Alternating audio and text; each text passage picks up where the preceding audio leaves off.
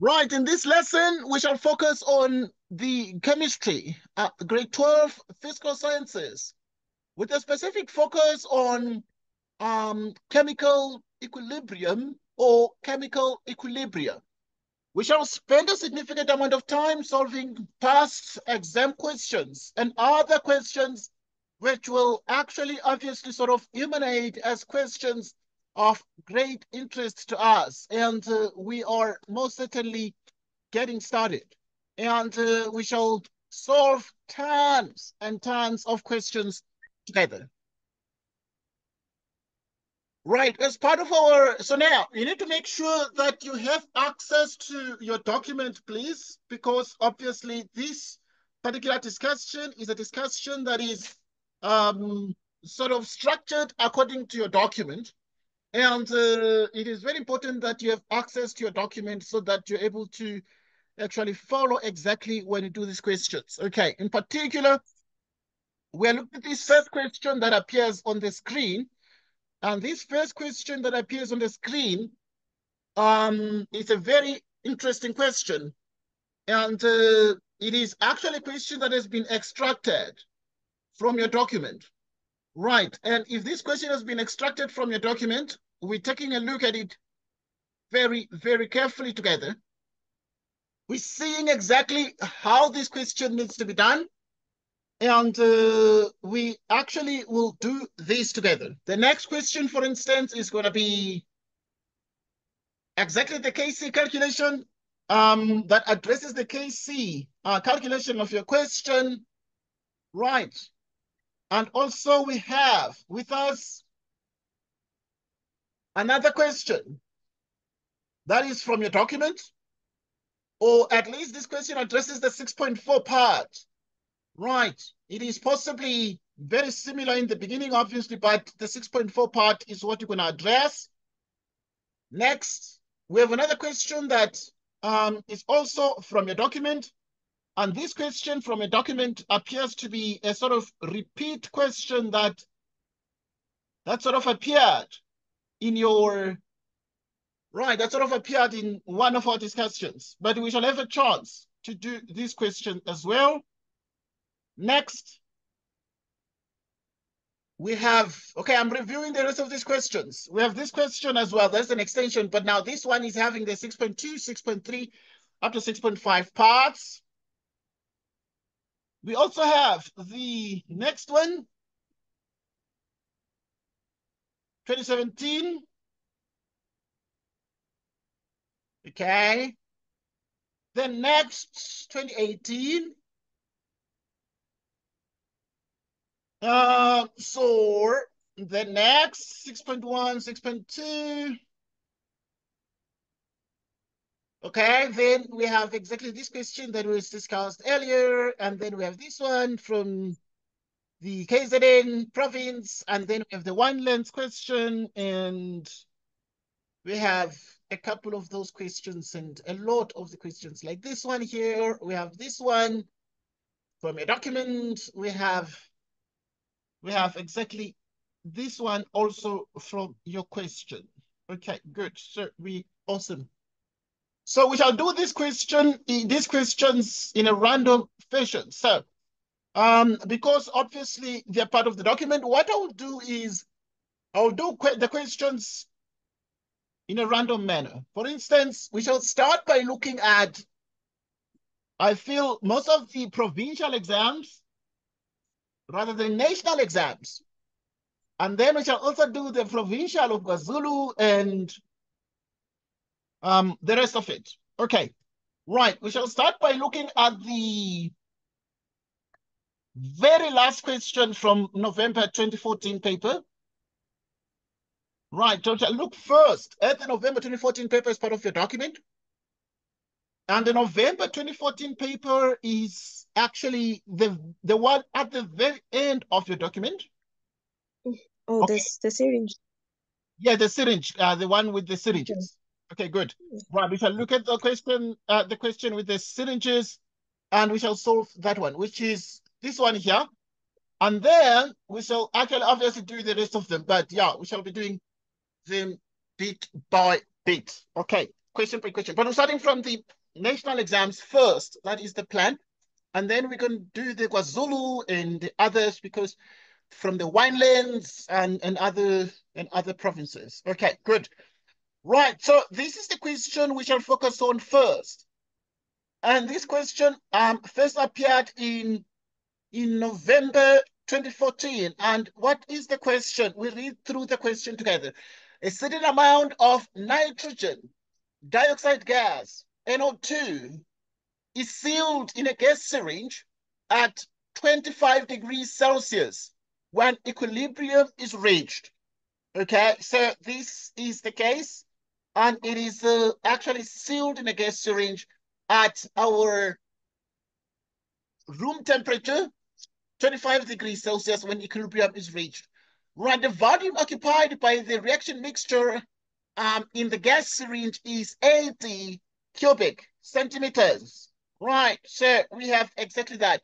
The volume occupied by the reaction mixture in the gas syringe is that. Okay, right, the balanced chemical equation for the reaction taking place, it's this one here. We really can see what is happening here. This is a reaction in chemical equilibrium. Right, we can see that the NO2 gas gets converted to N2O4 through this equilibrium process. Now, we have NO2 dark brown changes to colorless. Colorless becomes dark brown. Define the term chemical equilibrium. Right, so let us look at the first question first. 6.1. What is the meaning of the term chemical equilibrium? Right, so we discussed these together. So chemical equilibrium refers to the stage, right? It refers to the stage in a chemical reaction, right? The stage in a chemical, right? So the stage in a chemical reaction, okay, right? When the rate of the forward, right, of the forward, right, the rate of the forward reaction, right, reaction equals the rate, right, equals the rate of the reverse reaction. Okay, let us take a look at these and read and make sure we understand this. I know this is pretty straightforward. Okay, we know chemical equilibrium. Right, what is the meaning of the term? So we're defining the term chemical equilibrium for 2 marks, the stage in a chemical reaction when the rate of the forward reaction equals the rate of the reverse reaction. So chemical equilibrium has to do with what? With rates, right? So we have the rate of the forward, and that equals the rate of the reverse. So when the rate of the forward reaction equals the rate of the reverse reaction, then we say we have chemical equilibrium. Chemical equilibrium. Right, and in the next question, we answering the question, at equilibrium, the concentration of NO2 gas is 0.2 moles per cubic decimeters. The equilibrium constant for the reaction is 171. This is the equilibrium constant. It's 171. It is the Kc, which is 171 at the temperature of 25 degrees Celsius. Calculate the initial number of moles of NO2 gas placed in the gas syringe. We focus on 6.2. Right, so let's look at that one. At this point, there are a couple of things that are very, very important to us. But what are the important things? But what do we need? We need to calculate the initial number of moles here.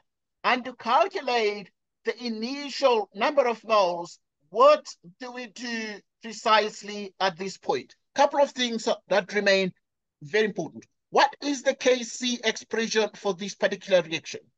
The Kc expression for this is the concentration of the products, which is N2O4, divided by the concentration of the reactants, which is actually NO2, squared. That way. And what else have we been told? The equilibrium concentration. At equilibrium, we have the concentration of NO2. So, and that is what we put in the Kc because we have equilibrium constant, and we have exactly that. Okay. Now, we're going to obviously draw the table here, but we take note of the fact that there are key things. Once they give you the concentration at equilibrium, you know that it is at the equilibrium constant of 171, which means that we have exactly 171, right? So 171 is the Kc, which is actually equal to N2O4. We divide that by the concentration of NO2, and we put it here, so which is actually 0,2 squared, like so. And so what is this? From this particular equation, we're able to achieve that N2O4 concentration of this is actually the product of 171 together with 0,2 squared, right? Meaning now this particular concentration of N2O4, right, is exactly the following. So now we're going to do the calculation here. Okay, so we have our calculator ready.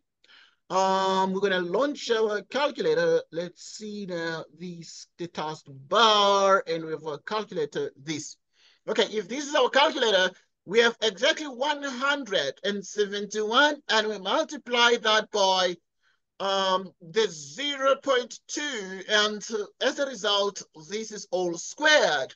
And we have the result, and we put it as a decimal, and therefore this is exactly 6,84. 6,84.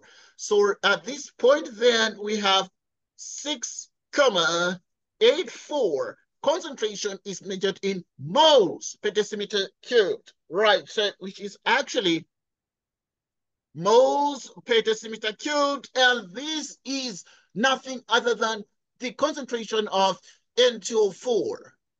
Now, we then continue to say we have obviously not yet answered the question in full because the examiner is interested in the number of moles of NO2, okay, right, in the gas syringe. So now, how do we therefore get the number of moles of NO2 in the gas syringe? We proceed as follows there. The couple of things you need to do, so you're going to use the RISE technique. Right, so using the RISE technique, first things first, we focus on the reaction. Right, what is the reaction?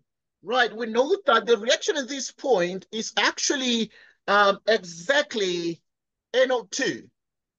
And it is exactly N2O4. Okay, so we write that one down. So we have N2O4 as a gas. Moreover, what then are we able to achieve?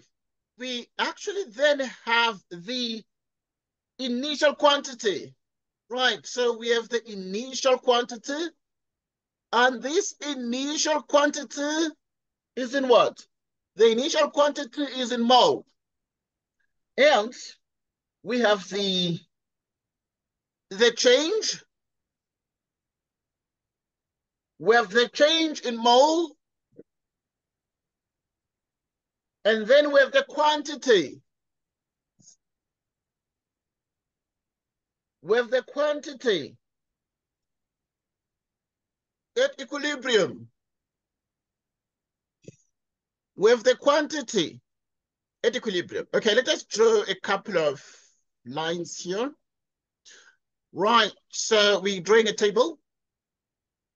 We're drawing a table so that, okay, we have the change in mole, and we have this quantity at equilibrium, and then we also have what? We also have the equilibrium concentration.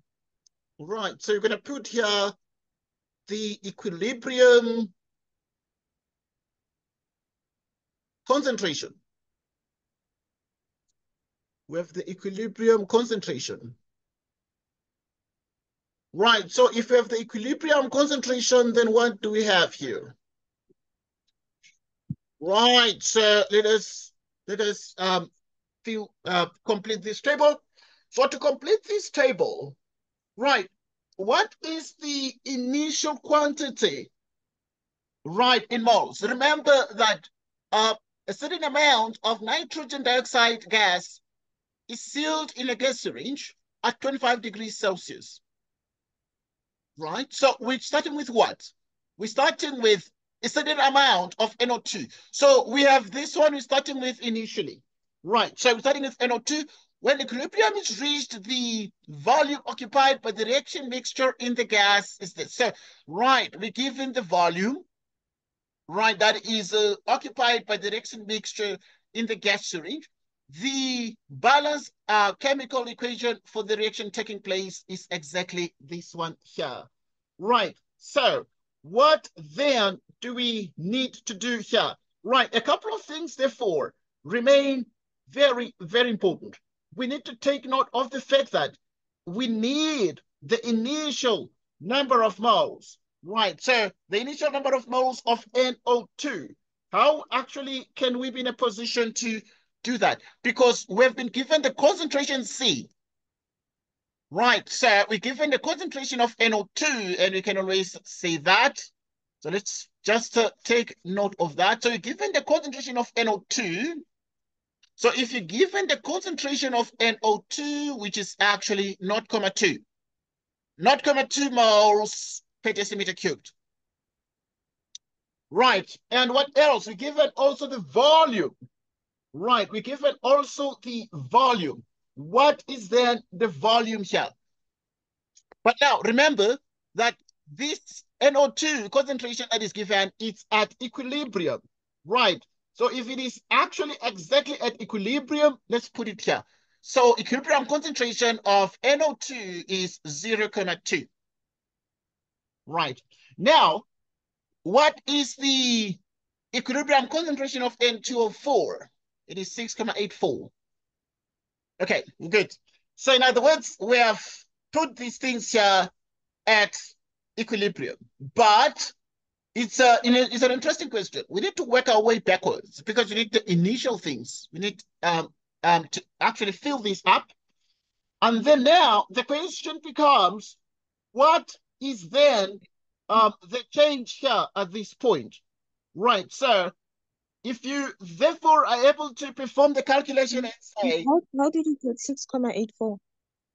okay, that's a good question. How did you get, if we multiply 171 by 0.2 squared, okay, from the KC equation, right? So you use the KC. You use the KC first. Yes, we use the KC value of 171, right? And having used the KC value of 171, we're able to get the 6.84, which is what? Which is everything is at equilibrium here. So we're starting with 0.2 at equilibrium, and we have the concentration of the N2O4 also that occurs at equilibrium. Okay, right, we're good. Next, the couple of things that we need to take into account. Right, so what then are we going to have with the, we're going to deal with what we call the equilibrium number of moles. Right, for example, what will the number of moles at equilibrium? Working our way backwards, so the quantity at equilibrium. Because we already have this, right? So now we're going to use our usual old friends, the formulas we know for the number of moles, like concentration, because we have concentrations here, we need number of moles. So concentration is number of moles on volume, right? And so let's think about what we actually need to have here. So if we know very well, yes, we know very well that this is the volume. So we need the number of moles. So we're going to do this and say, for instance, the number of moles of NO2 at equilibrium. Okay, because yeah, they gave us these things at equilibrium. So work our way backwards. as part of what you need to do. And so now we're going to use this formula. This formula is number of moles is concentration by volume for NO2. What is the concentration? Okay, for NO2, the concentration is 0.2, right? For NO2, it is actually 0.2. What is the volume? The volume is exactly this one, but you divide it by 1,000. So we can write 80 times 10 to the minus 3, because you're converting from cubic centimeters to the cubic decimeters. Right, let us use our calculator here to do this one. Task bar, yes. Okay, so, okay, let's calculate this. So this is going to be exactly 0.2 times 80 times 10 to the negative power to the negative 3. Okay, like this. Okay, is the button. So we have 0.016, and this is the number of moles at equilibrium for NO2, 0.016, so 0.016. Right, 0.016. Okay, number of moles of NO2, 0.016. Okay, so we're filling in, we are just completing this table here. Now, we have here also this, N2O4. We need its number of moles. So the number of moles of N2O4 is CV. Concentration for N2O4 is 6.84, and the volume, right, divide by 1,000, which is actually 80 by 10 to the minus 3 dividing by 1,000, and we're able to get now this. Okay, we're working backwards from equilibrium to the beginning. So now, this one we'll just calculate it here so that we're able to do this one. And then we'll be right back. Now we're gonna take the 6.84, yeah? 6.84, and we multiply by the 80, we multiply by 10 to the negative 3. In other words, we divide by 1,000. And what is all this stuff here? Okay, it is 0.5472. Check that part. So 0.5472. Well, we're dealing with like 2 decimal places, so we can round it off to 0.55. Okay, we good? So it is 0.55 mole. So it is actually 0.55 moles there. Okay, right? So now we have the quantity at equilibrium, we have the equilibrium concentration with the equilibrium number of moles. Now the question becomes, right, let's deal with a couple of changes here. Like with the N2O4, right? Remember that when we started in the beginning, we had 0 here. We had 0 because we started with NO2 because a certain amount of nitrogen dioxide is sealed in a gas syringe. Okay, we start with NO2, so there was no N2O4, so there was 0 number of moles of N2O4. But now we're gonna use the mole ratios. And using the mole ratios, we're gonna then say, okay, if this is the quantity at equilibrium, then here we must have had 0.55 as the change, right?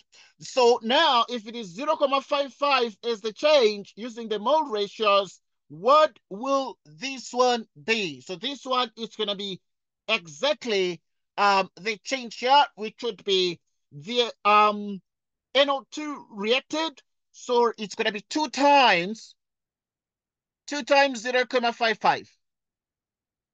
Okay, so because of the ratio 2:1 ratio, we have the 2:1 ratio, so it's going to be 2 by that. And now let us do that one. And we use our calculator to launch, to do the calculation. Okay, so we're going to do what? We're going to do 2 by 0.55. Right, so this one here is it's 1, 1. 1, 1. So now this is actually can run off to say 1, 1, 1, 1 approximately. Or yeah. Right, so we have exactly just say approximately 1, 1. Right, so obviously if it's 1, 1, then we work backwards. And we want to deal with the initial. So in other words, there was an initial amount here, and the initial amount was an amount X. There was an initial amount which was an amount X.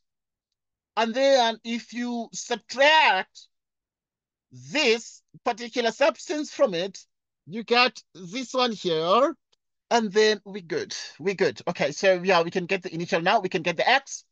And to get the X, we're going to say, if you're dealing with the initial, right? Let's start top a little bit.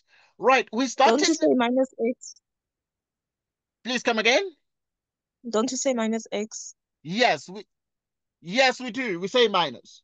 We say minus. So in other words, what are we going to have here? We can say it is exactly X initial, but this one was reduced because it's the initial this. So, okay, this you can say minus, the change. And then this one you can put plus. You know, sometimes it helps. Okay, because now the change, at the level of the change, that's where you can put the signs, you know, but obviously we have the initial there. So we're starting with X, and then the change is minus because it's what we started with, and then it's undergoing reduction. So we have minus 1, 1, which must equal the quantity at equilibrium, which is 0, 0.016. Right. Now, we can do better. Please allow me just for 1 split second. Somebody says it's a split second. Okay, there's a split second we can use to do this. Okay, to get a very accurate reading here, right, which is the 6.84 multiplied by 80. 80 times 10 to minus 3. Okay, we wrote this one. 5472. Okay, yeah, we rounded that off to that. But please allow me to write a more accurate result here, which is 0.5472. Right. So the number of moles of N2O4, 0.5472. Okay, that's what we have. So, but it's going to help us to get a more accurate answer here. So if we come here, then we're going to say, okay, we started at equilibrium. So the examiners are always counting people. So it depends on where everything starts. So now they have a tendency of starting either you started initially or equilibrium, or yeah, or sometimes they can give you the changes. Okay, the changes are not very usual, but yeah, it can happen. Now, I want to put an accurate result here. 0.5472 times 2. Okay, it's going to give us a more accurate answer.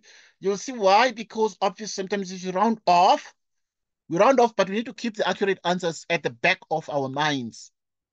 So then we have 2 times 0.5472. 2 times 0.5472.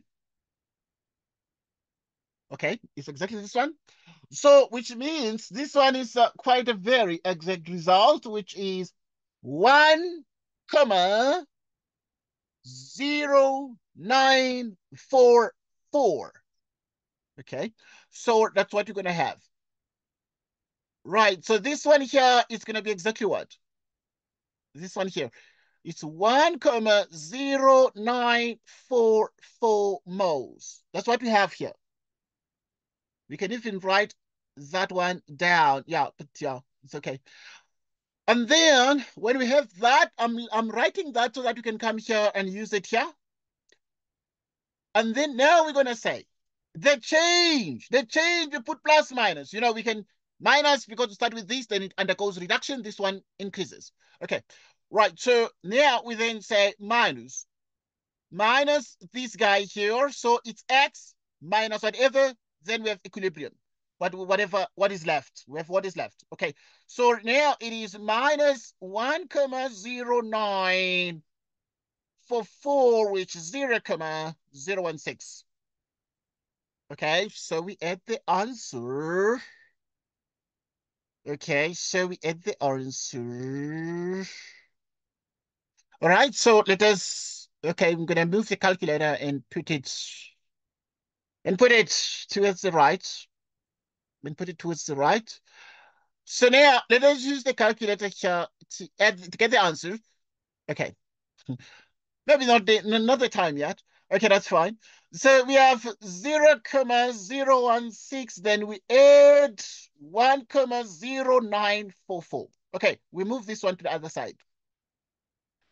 We move the 1,0944. And then it's going to give us, yeah, now we can launch the calculator and just do the addition of the decimals to make sure we get the correct answers. Okay, right. With that mentioned, what is this? So this is precisely 0.016, right? We add to that 1.09 44, and then we have the result, and the result is this one, which is 1.1104. 1.1104. 1.1104. And this is the answer. And then now we can come here and say, Mr. Examiner, what do we want? We want the initial. Okay, let's start a little bit from the margin and write a bit more. Right, what do we want, Mr. Examiner? We need the initial. We need the initial number of moles of NO2 gas. And this one here, we can see it is 0,016 plus 1,0944, which obviously is approximately 1.11 moles. Okay, so yeah, what is the X? It's 1,11 mole. Okay, you see, normally we put X for the changes, but this time around, we put X somewhere else, but in just the beginning. So it's 1 mole. So there it is. So this here is the number of moles initially that was present in the gas syringe or in the syringe. Okay, it's a gas syringe because we have gases here. There is NO2 gas that was put in the gas syringe, and we have that. So we found these. How many marks was it? 8. Okay, this was a national exam. So yeah, national exams are better accurate because they are very much moderated. So yeah, the marks were heavy because the calculations were also quite a lot. You know, any question now or any input, any suggestion, right, anything we need to change, anything we need to add? Or No. too obvious. Too obvious. Okay, that's fine now. Let's move to the next one. To the next question that appeared in the same paper. Okay, we're gonna see a couple of things. Right. So let's move to the next thing. Like we're gonna see this one. Yeah. Okay, now we're dealing with the syringes, and these syringes are a lot. Let's deal with them. So at this point, we are thinking hard, thinking extra hard. A certain amount of nitrogen dioxide gas is sealed in a gas syringe at 25 degrees. So yeah, when this happens, okay, the rest is it's something we've read before. And we're able to see that this kind of a reaction is exothermic because the heat of reaction, delta H, is less than 0, meaning the heat of reaction is negative. Okay, we're able to see that. And now the examiner proceeds to then say the diagram below shows the reaction mixture in the gas syringe after equilibrium is established. Okay, after equilibrium is established. So Right. So now the pressure is now increased by decreasing the volume of the gas syringe. Right. So if this is the case, all right, of the gas syringe at constant temperature, as illustrated in the diagram below. All right, we're good. Then what is the examiner asking us? Immediately after increasing the pressure. Okay. Because the pressure is now increased. Somebody is increasing the pressure. Right. So when the pressure is increased by, how is it increased? By just decreasing the volume. Because the syringe was here, they push it further in, and then it is like this. So obviously the volume here is now smaller, yet the pressure has therefore increased. Okay, let's see what the examiner asked the students in the 2014 November exam. Right, immediately after increasing the pressure, the color of the reaction mixture in the gas syringe appears darker than before. Okay, so it is appearing darker than before. Whatever is dark brown is NO2 that is dark brown, and N2O4 is colorless. Give a reason for this observation. Give a reason for this observation. Right. So, okay, yeah. Let's first answer that particular part of the question. Then we shall look at the fact that after a while, a new equilibrium is established, as illustrated below. The color of the reaction mixture in the gas syringe now appears lighter than the initial mixture. Okay, we're good, yeah. So we're going to do these in a couple of stages. Let's look at 6.3.1. Give a reason for this observation. Why is it that when this gas syringe, now somebody presses this plunger, when they presses this plunger inside the syringe, suddenly it appears darker than before? The mixture appears darker than before. Why? Right, sir. If the pressure is increased in 6.3.1, we made the first observation. So concentration of the gases increases. Concentration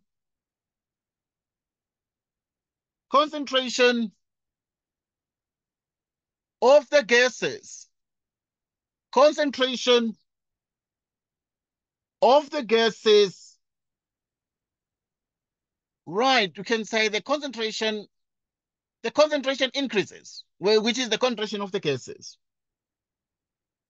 Right. And how many marks was this? Just one, so you don't need a lot of things. Right, you can say concentration of the gases increases, or you can actually say that, you can say alternatively molecules. Okay, the gas molecules become more condensed. Become more condensed. Right, if you want to say they're more condensed, or move closer to each other. Closer to each other. Okay, yeah. So what is happening here is the fact that the plunger was here.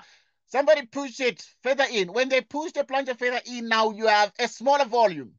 Okay, the volume is much smaller. When the volume is much smaller, then it means the concentration increases. Right, so whenever the concentration then increases, why? Because the molecules become closer to each other. They move closer to each other. And because now, when you then say volume, the volume decreases. So in other words, you see the fact that the volume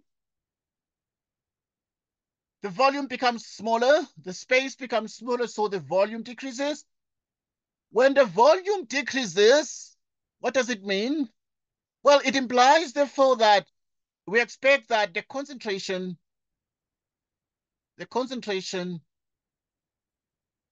does what? The concentration increases. So yeah, so now, if you decrease the volume, then we expect that the concentration decreases by the inverse, the general inverse relationship.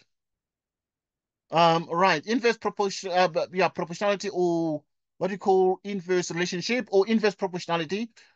Right, inverse relationship. Okay, so yeah, that is exactly the reason, using the fact that now concentration is number of moles on volume. Generally, if we expect under normal conditions, we are saying the volume does what? We're saying the volume decreases. So we expect that the concentration will, in this case, go up. Okay, so that is the reason for that. Let's look at the next question. Right, in the next point, we've put a lot of these. Okay, this slide I've put lots of these, like here. Okay, I've put a lot of the syringes now. They're like too many syringes because in the previous slide we put right. Okay, they're a little bit more, but we put 6.3.2 as well as a question. Now in 6.3.2, they're saying after a while a new equilibrium is established as illustrated below. The color of the reaction mixture. Okay, after a while. So somebody pressed it and then allowed these to sit, to stay like this. After a while, a new equilibrium is established as illustrated below. The color of the reaction mixture in the gas syringe now appears lighter. Okay, it was dark, but now it's lighter than the initial color.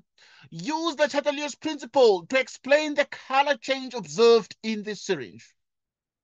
Use the Chateliers principle to explain the color change.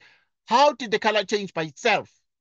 Because now the color was dark, and then somebody allows it to stay or to sit there, and they just look at the syringe, and then suddenly the color is lighter, but it was darker before. Let's use the Chateliers principle to explain. The Chateliers principle to explain what happened. Why is this color just changing from darker to lighter? Why? The first point, increases. Increases, or rather, let's first observe that what actually then happened here was that the volume was decreased and therefore the pressure increased. So increase in pressure. There was an increase in pressure when the plunger was pushed up because the volume was pushed up. When the volume decreased, the pressure increased. Why? Because volume and pressure are inversely proportional to each other. So yeah, right. So increase in pressure favors the reaction. Increase in pressure favors the reaction. That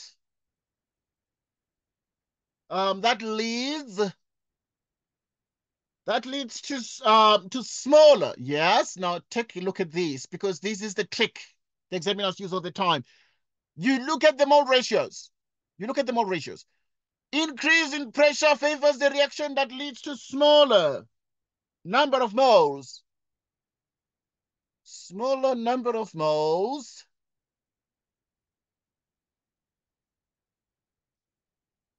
or volume of gas. What is the meaning of this? Or volume of gas. What is the meaning of this? So if you increase the pressure, so increasing pressure favors the reaction that leads to smaller number of moles by Le Chatelier's principle. Moreover, what does this mean? Well, it means that the forward reaction is favored. Forward reaction is favored. Forward reaction is favored. That point? The point is that the number of moles, right? So yeah, because there are 3 marks, the 3 marks here. The number of moles, right? So the number of moles of N2O4, the number of moles of N2O4 increases. Okay, let's take a look. Let's take a look. Okay, now the couple of things therefore that are very important here.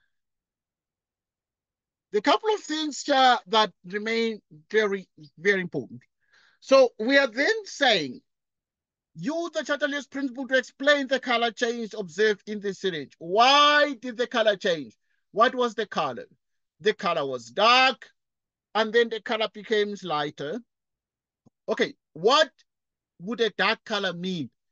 A dark color would mean that we have mostly the NO2 that is more visible. And a lighter color would mean there's a shift towards the colorless. Notice the word shift, because that is what Le Chatelier's principle is about. Right, so now, I would like us to just discuss these three syringes. First, remember that a certain amount of nitrogen dioxide is sealed in the gas syringe at 25 degrees Celsius, and you have that initially. And then when suddenly this is pressed up, you really can see that you have a darker color, and this darker color means there's a shift towards the side of the equilibrium that is having a dark brown color, which means that we have a dominance of the NO2. And then now, after a while, then it becomes more colorless, meaning that there's a shift in the equilibrium towards the side that has the colorless color. Okay, but also in the way you're explaining it here, we are really saying if we increase increase in pressure favors the reaction that leads to smaller number of moles. Yeah, so if we increase the pressure, right, favors the reaction that leads to smaller number of moles, meaning therefore that the forward reaction is favored, the number of moles of N2O4 increases. This is the reason. Right, so if you increase the pressure, how do you increase the pressure? You increase the pressure by decreasing the volume. So if you decrease the volume, the pressure increases. And when the pressure increases, right, so now it means therefore the increase in pressure favors the reaction that leads to smaller number of moles or volume. Hey, what is this? I want us to discuss this very importantly because we shall be doing a lot of the questions. But now there is this relationship between pressure and volume. So when the pressure increases, the volume decreases. Okay. Increase in pressure favors the reaction that leads to smaller number of moles. So increase in pressure or volume. So now if you increase the pressure, that happens with the decrease in volume. And now, in other words, you have smaller number of moles or what you call smaller volume.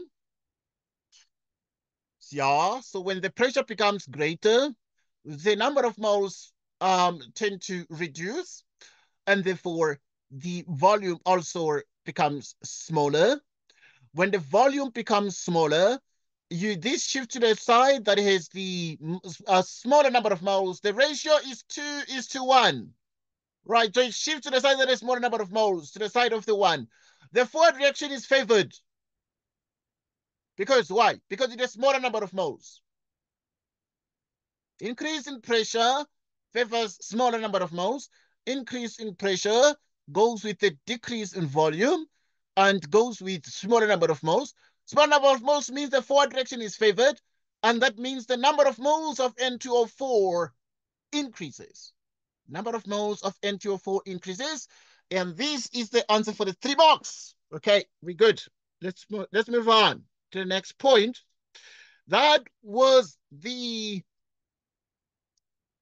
Okay, but another student can come and say, hang on, but I have a different answer. I don't want to speak about N2O4. I want to speak about NO2. So the student is going to say, number of moles. Alternatively, we can say the number of moles of what? Number of moles of NO2. Okay, because another student can say, why are we only speaking about N2O4? Because this is a reaction in equilibrium, so we can speak about any of this, and that is the truth. We can speak about the left or the right. So the number of moles of NO2 right, decreases. Right, so the number of moles of NO2 decreases. So in other words, when we say the forward reaction is favored, meaning the number of moles of N2O4 increases, then another student can say, okay, but simultaneously the number of moles of the NO2 nitrogen dioxide, what is the number of moles doing there? The number of moles there is such that it decreases. Okay, that student will just be on point. Will just be on point. As we proceed to the next part of the question, let us move to the next part of the question and find ourselves some joy in solving more chemistry questions like the next one. Next question. Right, so, right. So now we continue to the next point. Right, continue to the next point. Now, let us look at the fourth part of the question. Fourth part of the question. So the fourth part of the question is going to be discussed. But now, the couple of things that still remain very important as we look at the syringes here. This one is has a specific chemical name. We call the nitrogen. We call it the nitrogen dioxide. We call it the nitrogen dioxide. This one is called, the nitrogen. It's called the nitrogen tetroxide. Tetroxide. It's called the nitrogen tetroxide. Don't want to call it that way. We call it the dinitrogen.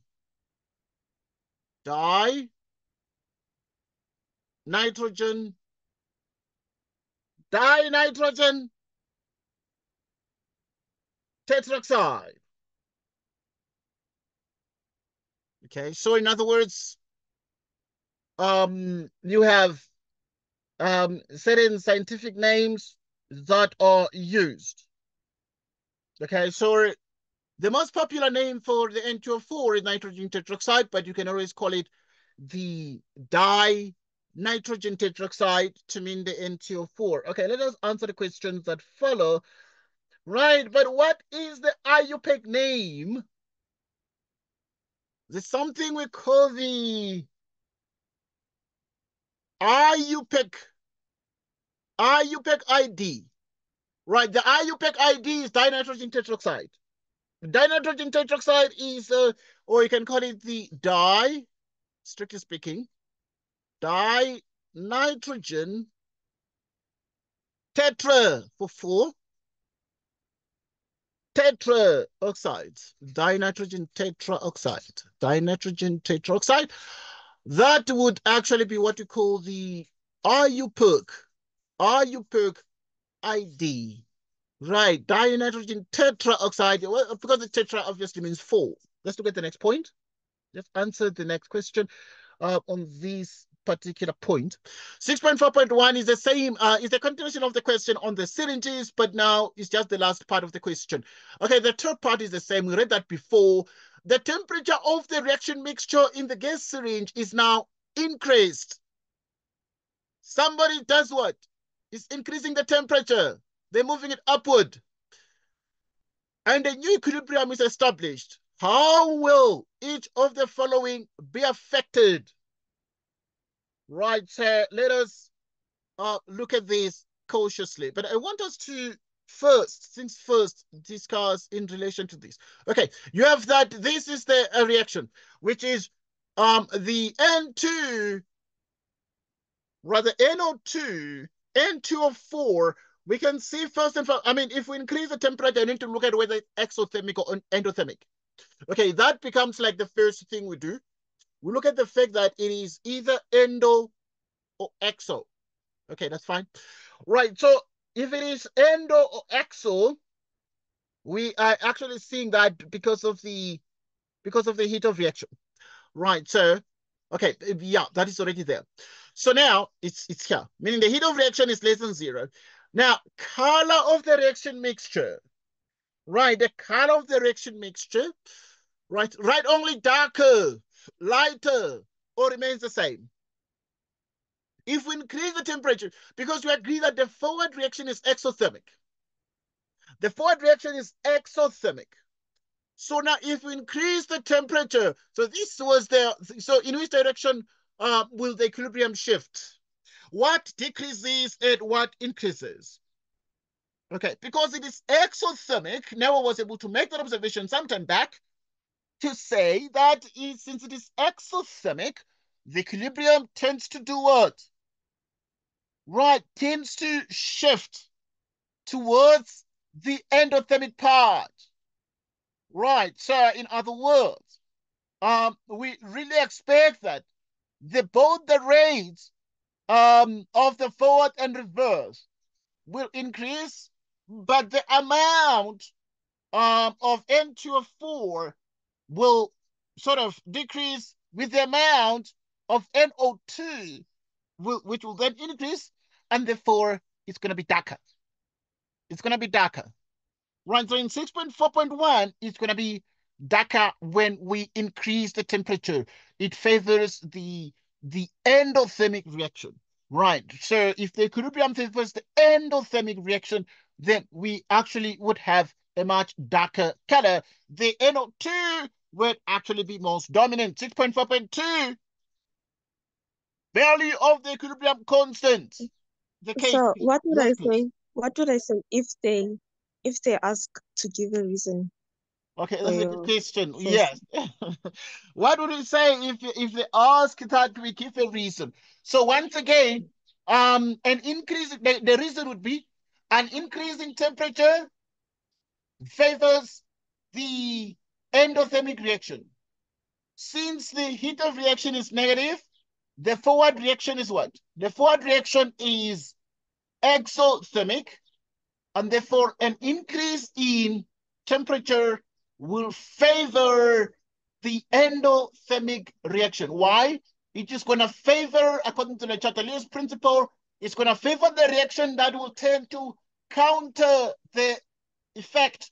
What is the effect? The effect, according to Le Chatelier's principle, the effect is the increase in temperature.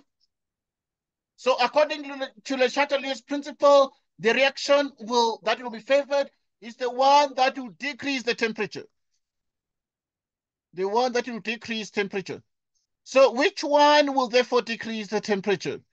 Is the reverse reaction. Because it's endothermic and now it absorbs the heat, right? And therefore, the reverse reaction is favored, and therefore you'd have that more. So in other words, the number of moles of NO2 would therefore increase, and therefore we have a dark brown color. Okay, there's just too many things we can say then. Okay, but it's all Le Chatelier's principle. Now, if you look at 6.4.2, value of the equilibrium constant Kc. How will the Kc change now in this case? If you increase the temperature, with the Kc, would it increase, decrease, or remain the same? Let's check. Okay, first things first, the Kc is N2O4. You divide by NO2, and you square this. So, Kc is this. N2O4, you divide by NO2 squared. And then now, what is the meaning of this? Now, if you increase the temperature, we expect that the N2O4 will have, its amount will decrease. The number of moles of this one will decrease. And therefore the concentration of N2O4 will decrease. As much as this one is going to increase, but as a consequence, because the numerator is getting smaller, obviously by direct proportionality of the numerator and the numerator, we're going to see most certainly a noticeable, a very observable decrease. So in other words, we're going to say that it decreases. We're going to say that it most certainly decreases there. Okay, so why does it decrease?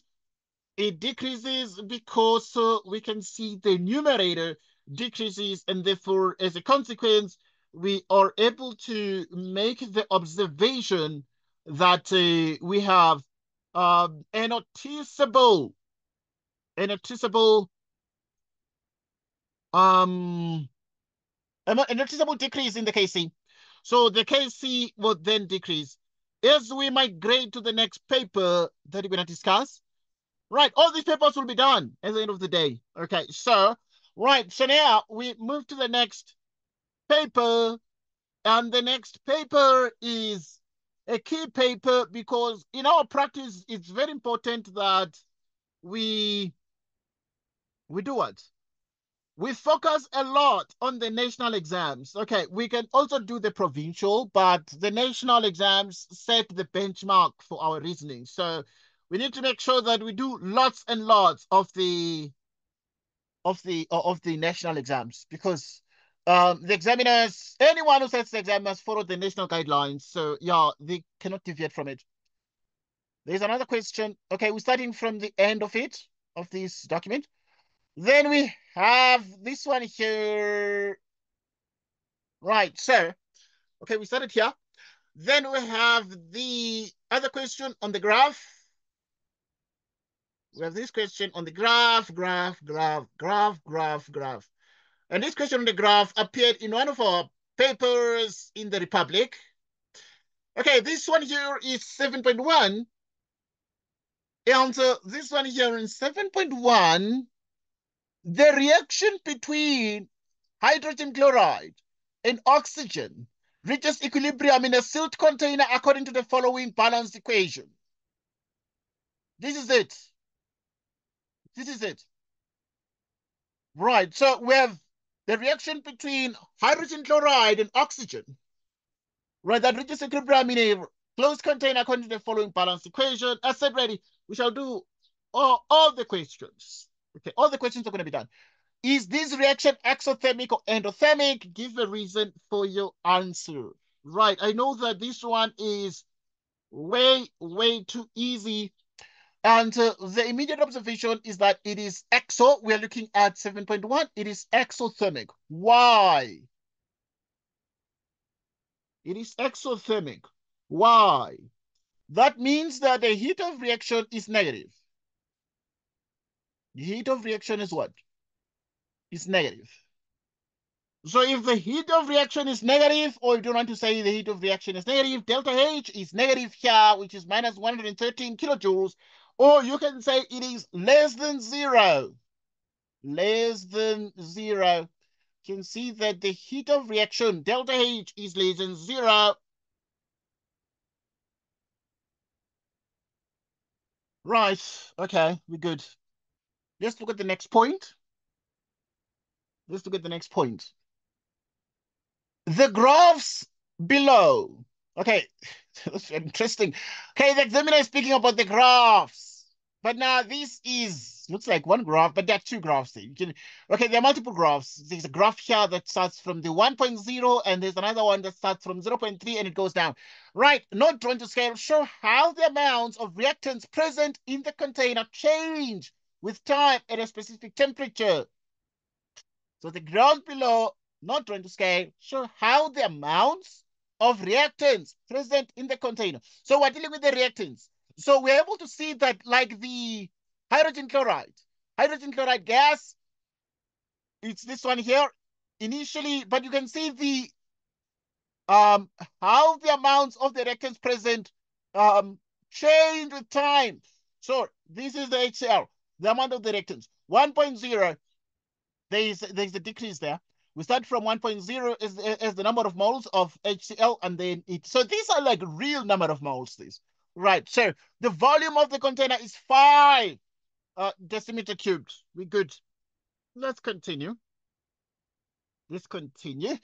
Right. How does the rate of the forward reaction at time t1 compare to that at time t2? Write down greater than, smaller than, or equal to. Use the graphs to give the reason for your answer.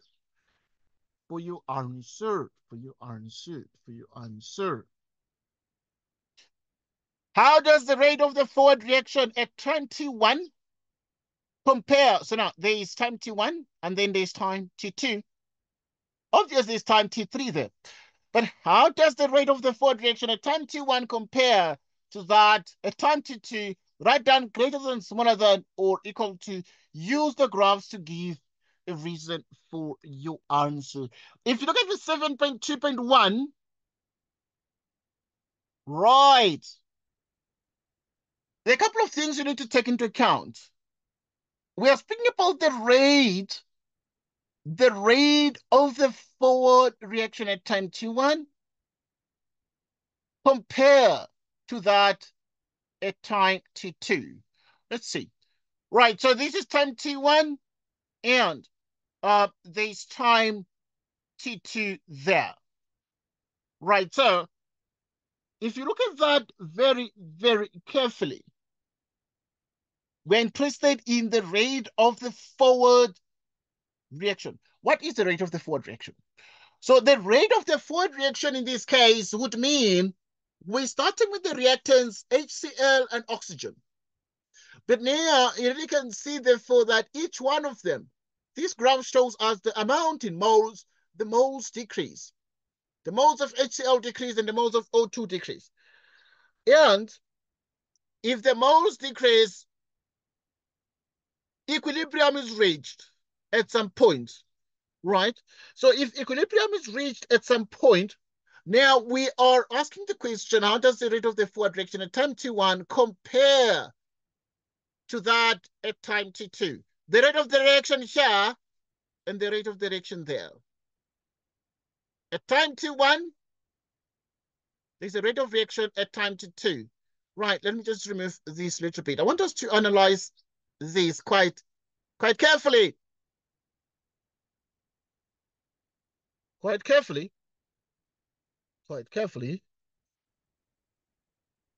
Right, so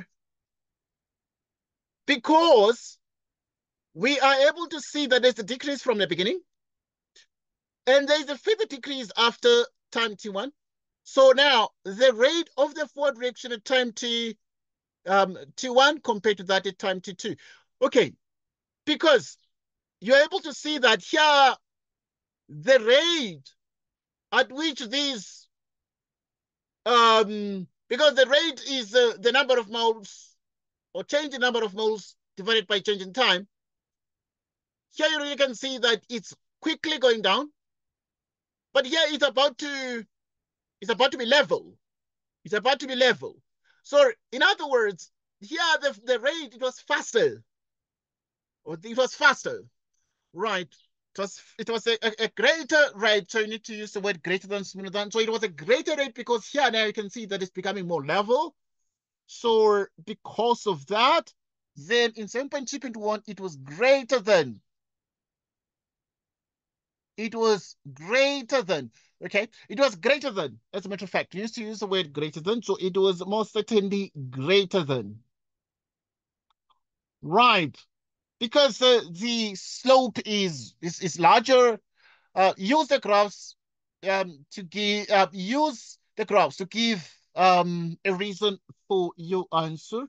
Right, so now let us give a reason for this answer. Right, so and the reason for the answer is that we have the steeper gradients. Right, so we have what you call steeper gradients slopes.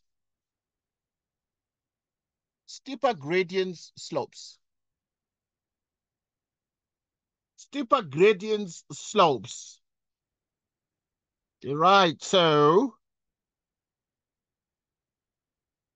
Right, so that is the thing. So because of the steeper gradients, slopes, and that would sort of be the reason. So as a matter of fact, then you'd have 1 mark for the greater than and 1 mark for the steeper gradients or slopes. Yeah, take a look at that and make sure you sort of are able to understand that part. Able to understand that part. Let's move to the next question. So the next question is 7.2.2. How does the rate of the forward and reverse reactions compare at time 3?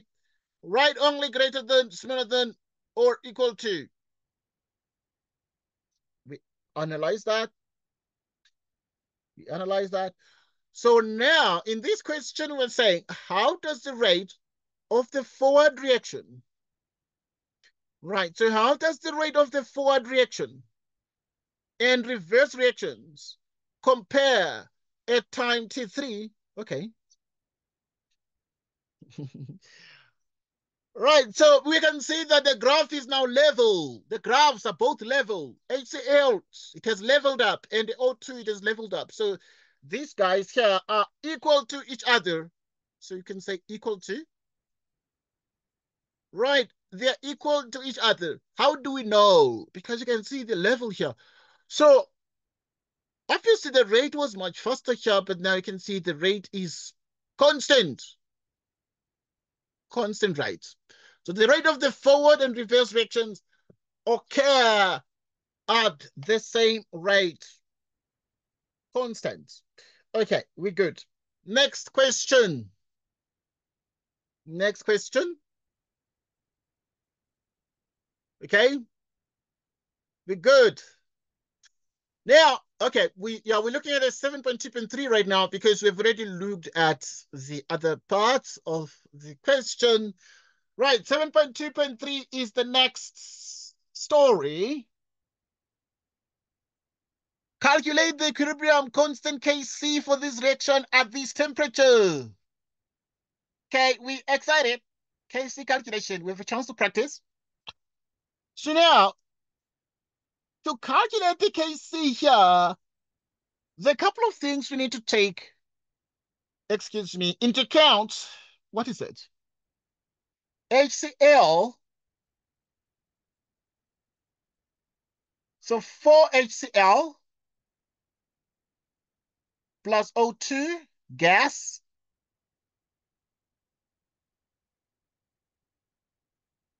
um, 2H2O, 2Cl2 gas,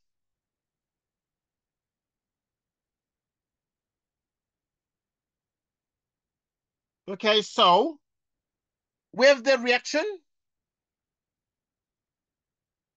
Want to calculate the thing, the equilibrium constant. Right, dealing with the reaction, what else are we dealing with? We are dealing with the initial thing, initial moles, or what you call the initial quantity. Right, so dealing with the initial quantity. Right, so the initial quantity, in mole. Now, the initial quantity in mole, what then is this here? Right? So we know very well that we're going to be dealing with the initial things, like we read the actual very nice question, this one. Very lovely question, but it offers us like perfect practice. There are those questions now, when you go to the other provincial ones, then they're going to be a bit even much more easier. Because we're starting with HCl, and HCl is this one here. HCl starts at 1 mole. So we have 1. And then oxygen. Oxygen is at 0.3. We're good. We're good. Okay. So we're so good. And then we have naught and naught. Okay, we're good. Just drawing some tables, separating these things here. Right. Let's see. Horizontal, then the changes using the rise technique. Then we have the change. These changes in what? Is in mole. Okay. Right. What have they given us, if anything? We know an equilibrium value, 0,1, but we know this one for oxygen. Right, so we know the actual equilibrium amount for oxygen, right? So we're going to do that. So they're giving us something a little bit. Quantity at equilibrium. Quantity at equilibrium. Quantity at equilibrium in mole. Okay. Quantity at equilibrium in what? In mole. Okay, we're good. Okay, let's deal with that one. Okay, we have been given, these are the moles, but now, yeah, the 0,1 is for what? Is for oxygen. So oxygen at quantity of equilibrium is going to be exactly 0,1. Oxygen, 0,1. And then we have the, okay, we're going to get the other one because now here for HCl, hydrogen chloride gas is not given, but yeah, for oxygen. But now, because we know the quantity of equilibrium, then we can be able to get the change. So now, how much was the change? So the change was negative because we're starting with these things here and you get there. So it's negative 0,2 because 0,3 minus 0,2 is 0,1. Okay, so you can put the signs here. We're starting with the HCl and the O2. Then we also have something.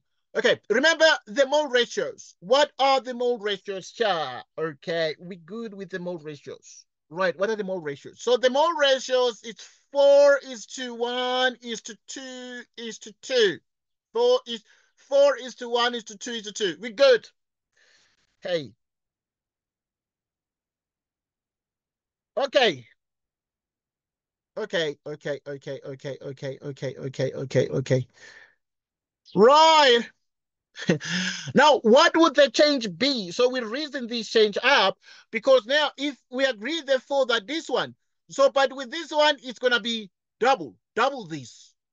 So if it is 0.2 here, this one is going to be double the 0.2, which is going to be 2 times 0.2, and 2 times 0.2 is 0.4.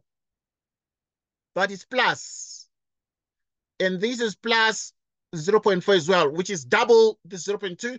But what about this one here? This one is negative, but it's 4 times. So it's going to be negative 4 times 0.2, which is minus 0,8. Change is 0,8. Negative. We good. Okay, let's check.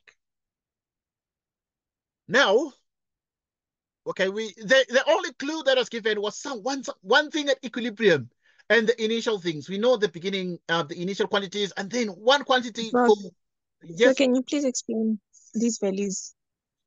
like this. Negative 0.2 is, how did you get them? Okay. How did I get the values? Okay, good. Right. So these values themselves are such that they're obtained with ease. How else can be obtained? Okay, I'm going to use another technique we use. That's fine, but I'm going to use another technique we use because these values, we did not know them before. We did not know them before. We knew the examiner gave us quantity at equilibrium, 0,1, quantity initially at 0,3. So now what do? We use the mole ratios. So we can come here and say, because this one is what? It's the mole ratio. 4:1:2:2. Yeah, we can say minus 4x. This one, because it's only one, 4:1 minus x. 2x to x. Like this. Okay. Right, so next. All right, so yeah, this is what we do.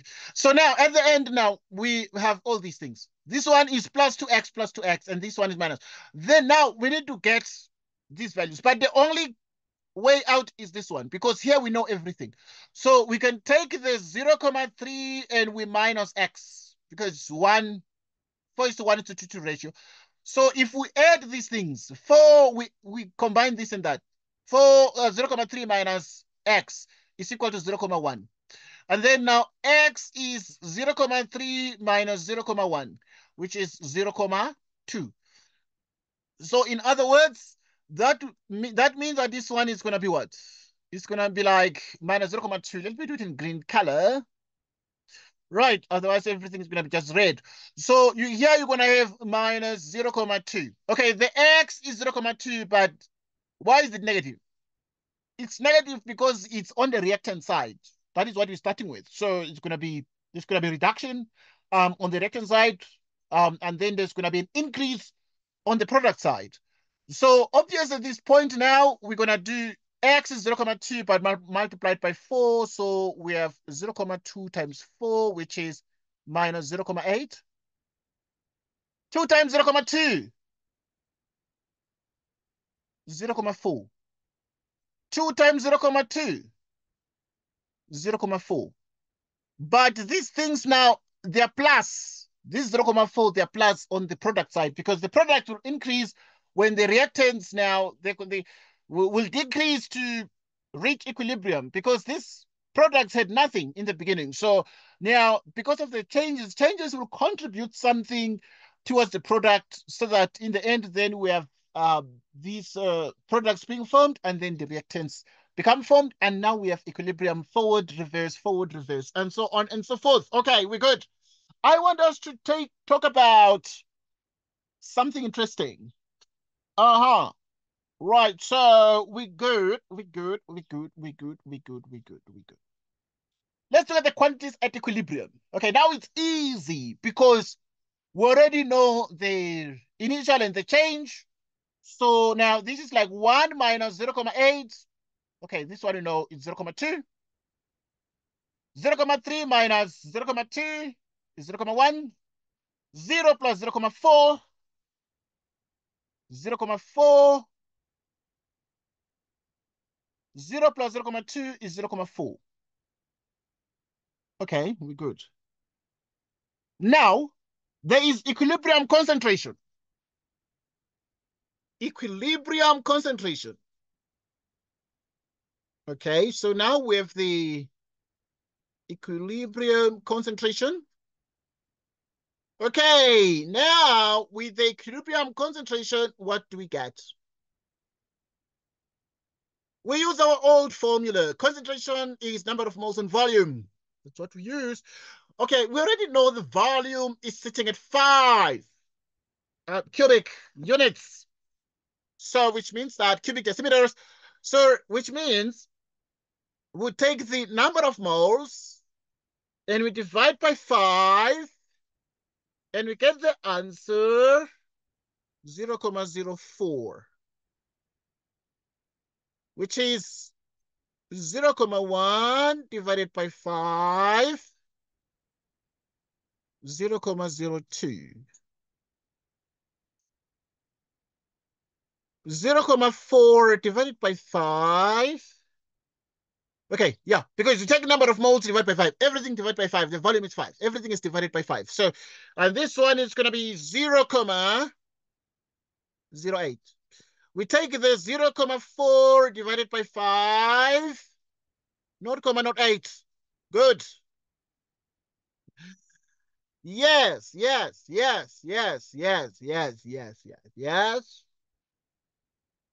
This is the answer. It is the answer. It is the answer. Now, we got everything here. So we need to calculate the equilibrium constant Kc for this reaction at this temperature. Okay, at equilibrium, we have all the concentrations. Woo, we excited. We are more than happy because now We want to calculate the Kc, but with everything at equilibrium, all the concentrations at equilibrium, and then we could proceed to then say the concentration, according to these, everything is it's gas, gas, gas, gas, gas. So we're good. So which means that we're going to now start and say with water,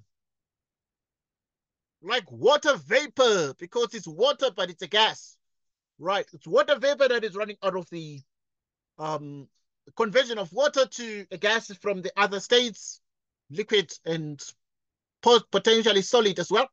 Okay, so we square it, and then here, okay, is this balanced? Okay, the examiner said the following: balanced.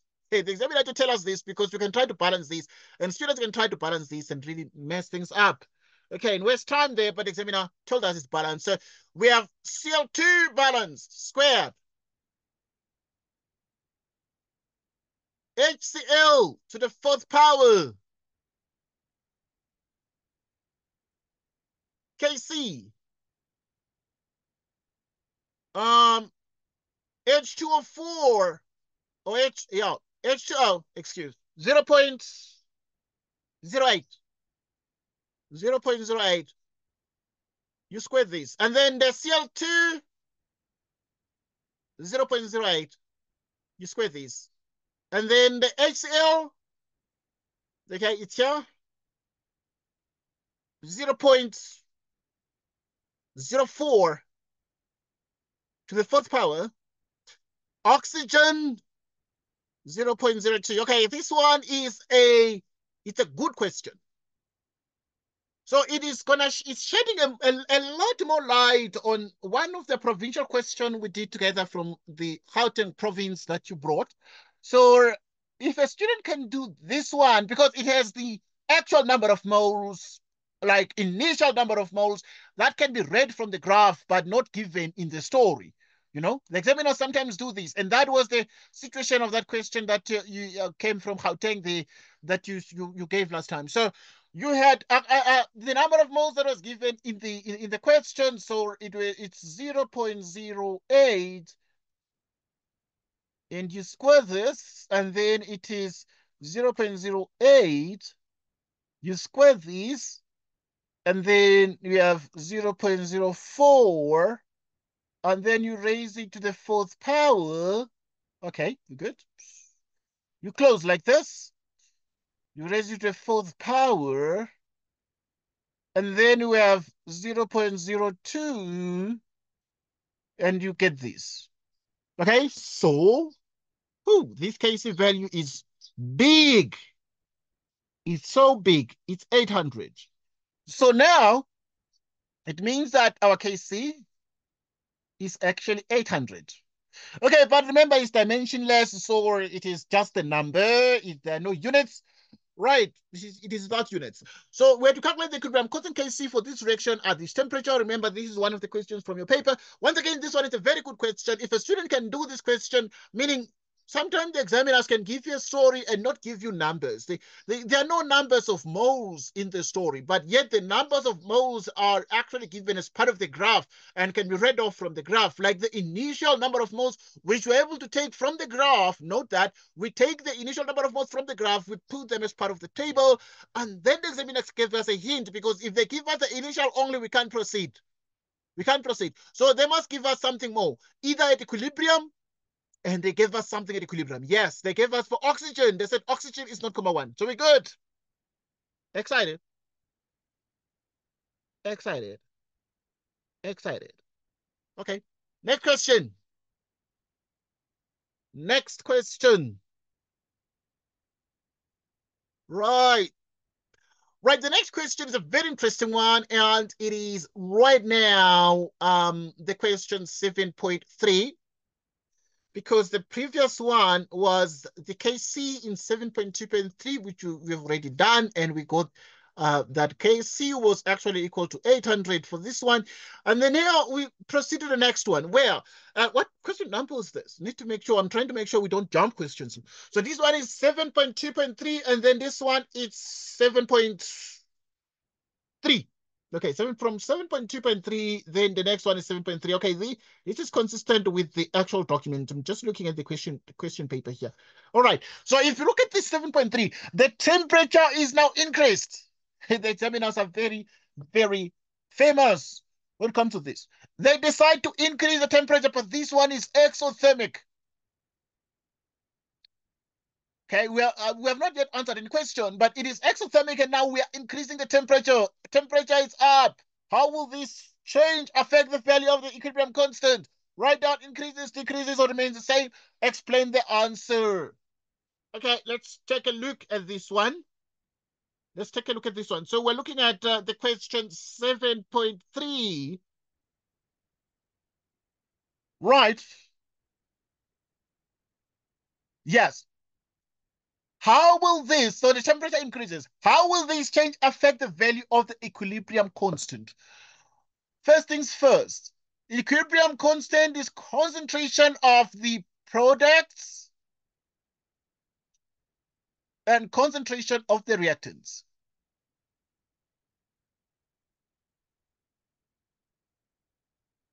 O2. O2. Okay, so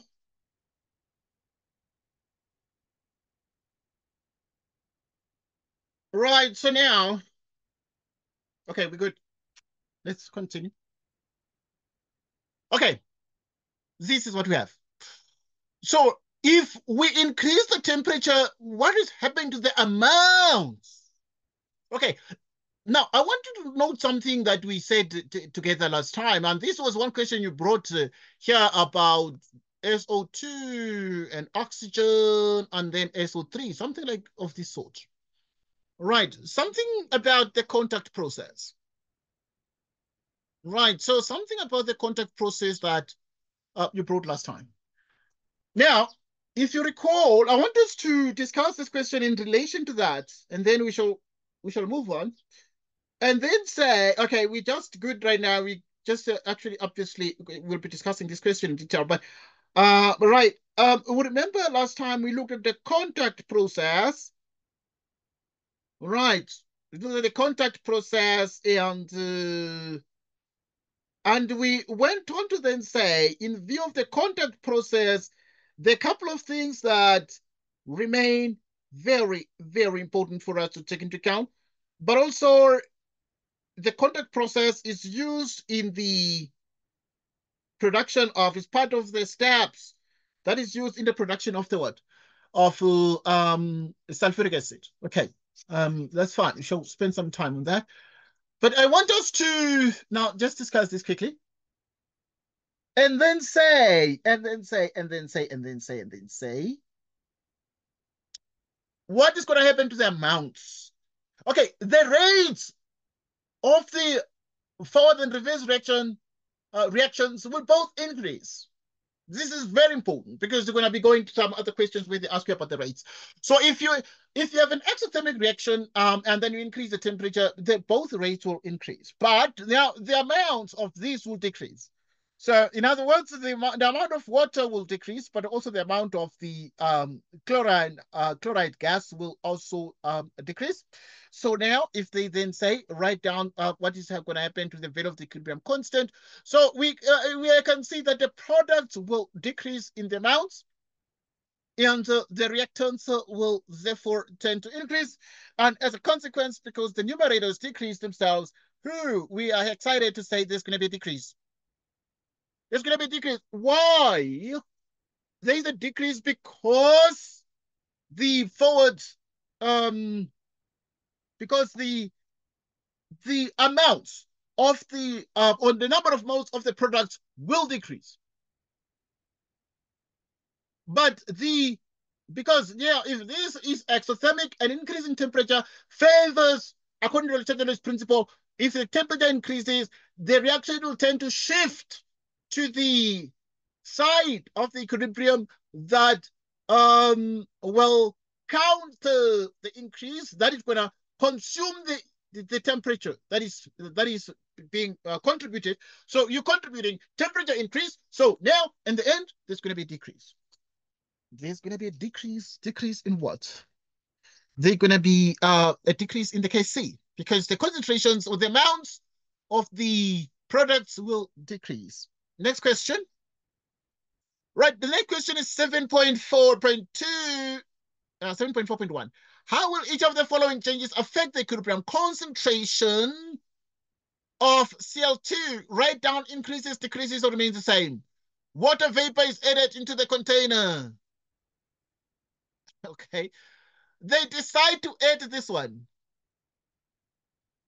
So if they add water vapor, they add this water as a gas, and which is water vapor, right? So if they increase the H2O amount,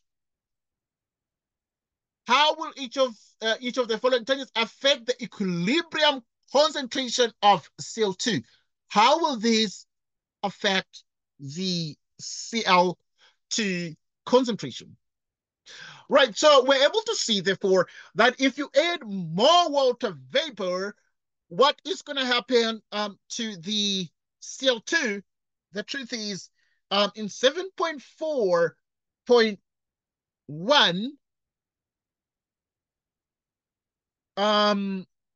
there's going to be most certainly a noticeable decrease.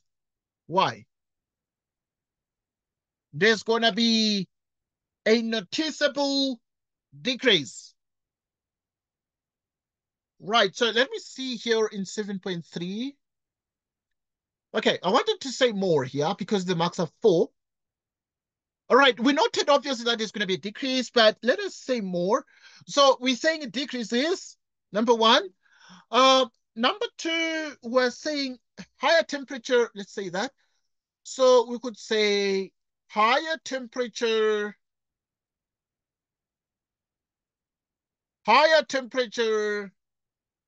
favors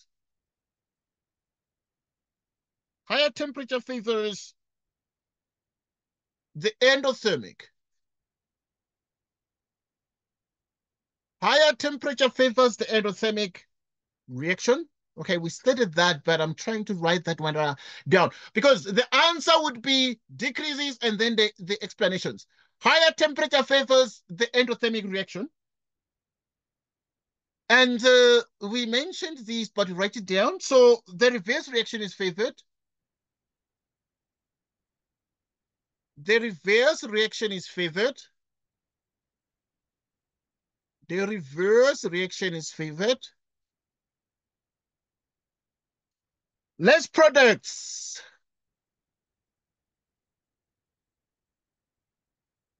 Less products. They're going to be less products or more reactants. Yeah, that's what we said. More reactants. So the reactants will be more because now this favors the reverse reaction. So there are more reactants and there are less products. That's the point. The reverse reaction is favored. That's the point. Okay, remember there are 4 points. And then a higher temperature favors endothermic reaction, which is the reverse reaction. And obviously the Kc itself decreases. Yeah, those will be all the points for the 4 marks there. Okay, I stated them verbally, but I feel that it's very important that we write them down. We write them down so that you're able to sort of, okay. Now in 7.4.1, we are saying, how will each of the following changes affect the equilibrium concentration of CO2? Okay, if you just increase the amounts or the amount of one of these, so you put more water vapor in there, in the reaction vessel. If you put, now, how will each of the following affect the equilibrium concentration? Water vapor is added into the container.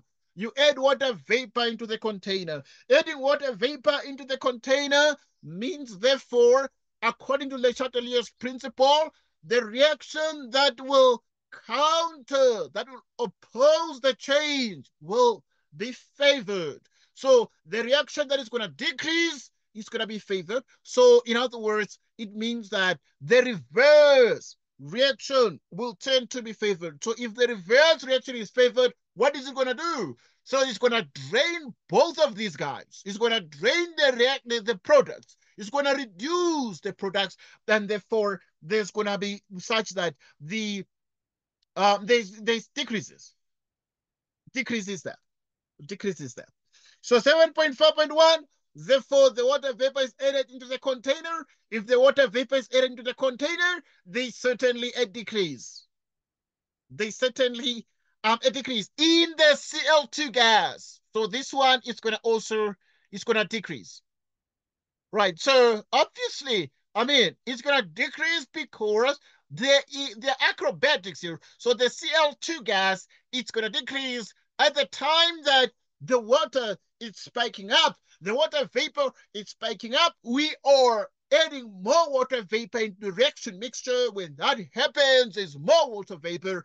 But the other one is going to decrease. Why? It's the Chatelier principle. If we increase one of these, the reaction that is going to counter the change is going to be favored, meaning it's going to be the reverse. The reverse is going to be eating. It's going to be eating on this. For it to increase, then it's going to be biting these guys. So if it's taking a bite from here, a bite from there, building the left, taking a bite from here, building the left. So as a consequence, we expect these two guys to decrease. When this one decreases, because now a new equilibrium it will try and sort of be established. This reaction will try to establish a new equilibrium. In the process, then it's decreasing both of these guys. Okay, next point.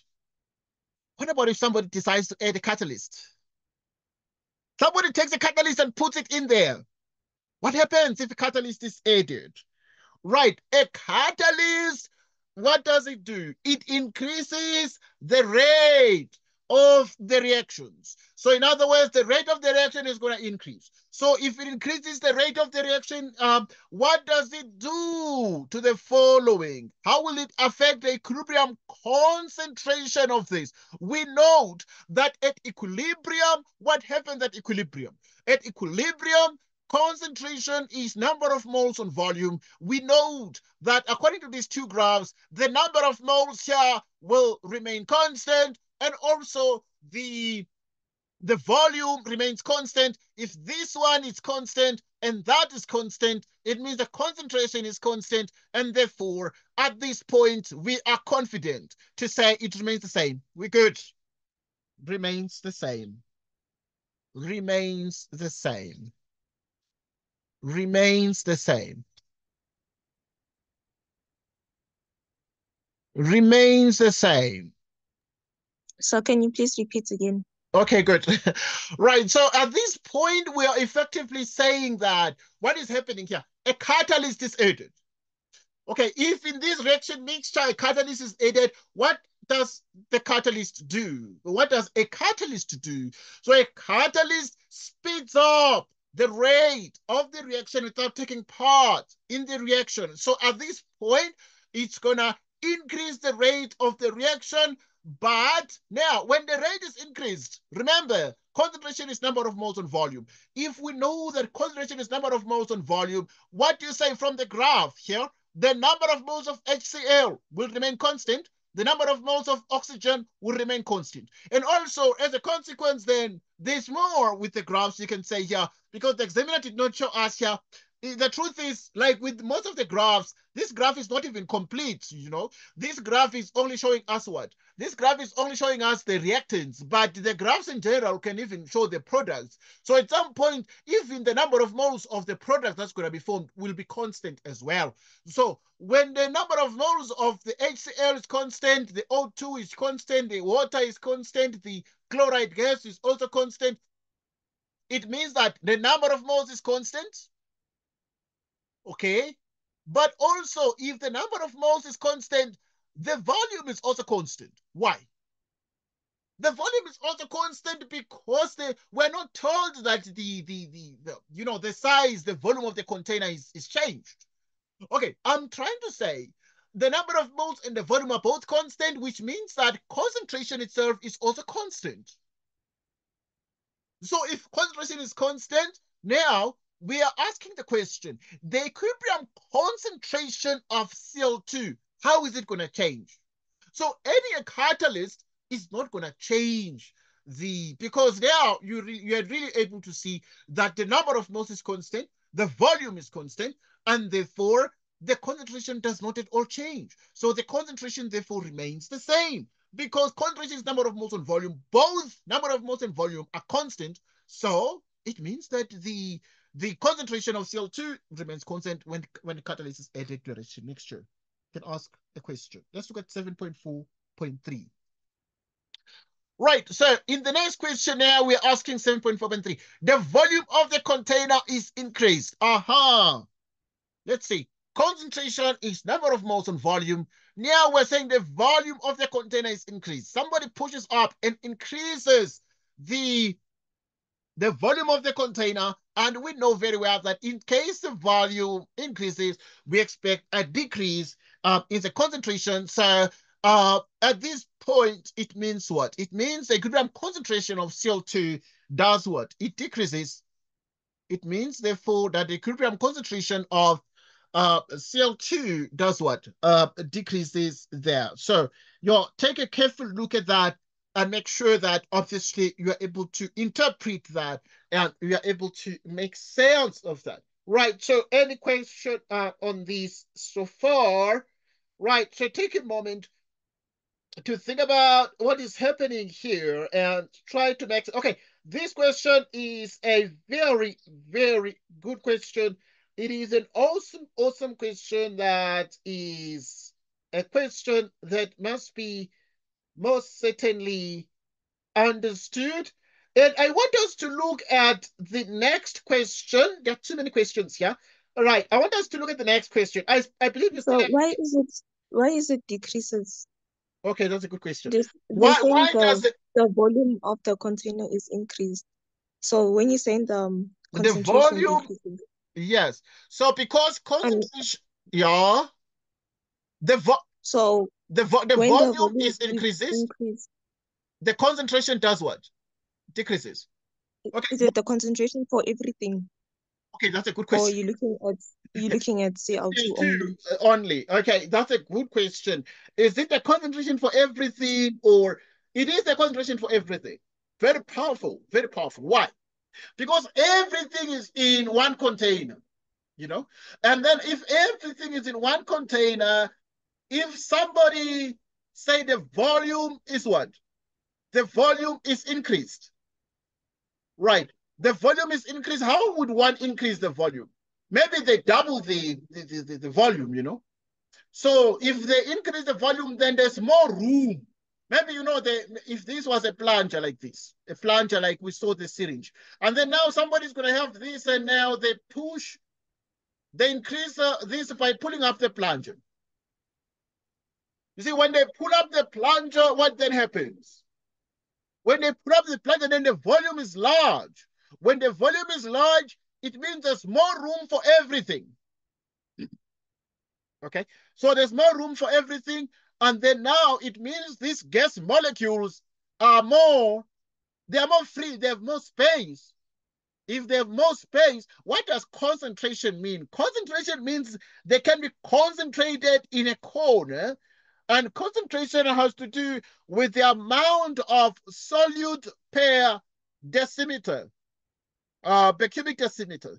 So in other words, now, if you then say, okay, you increase the volume.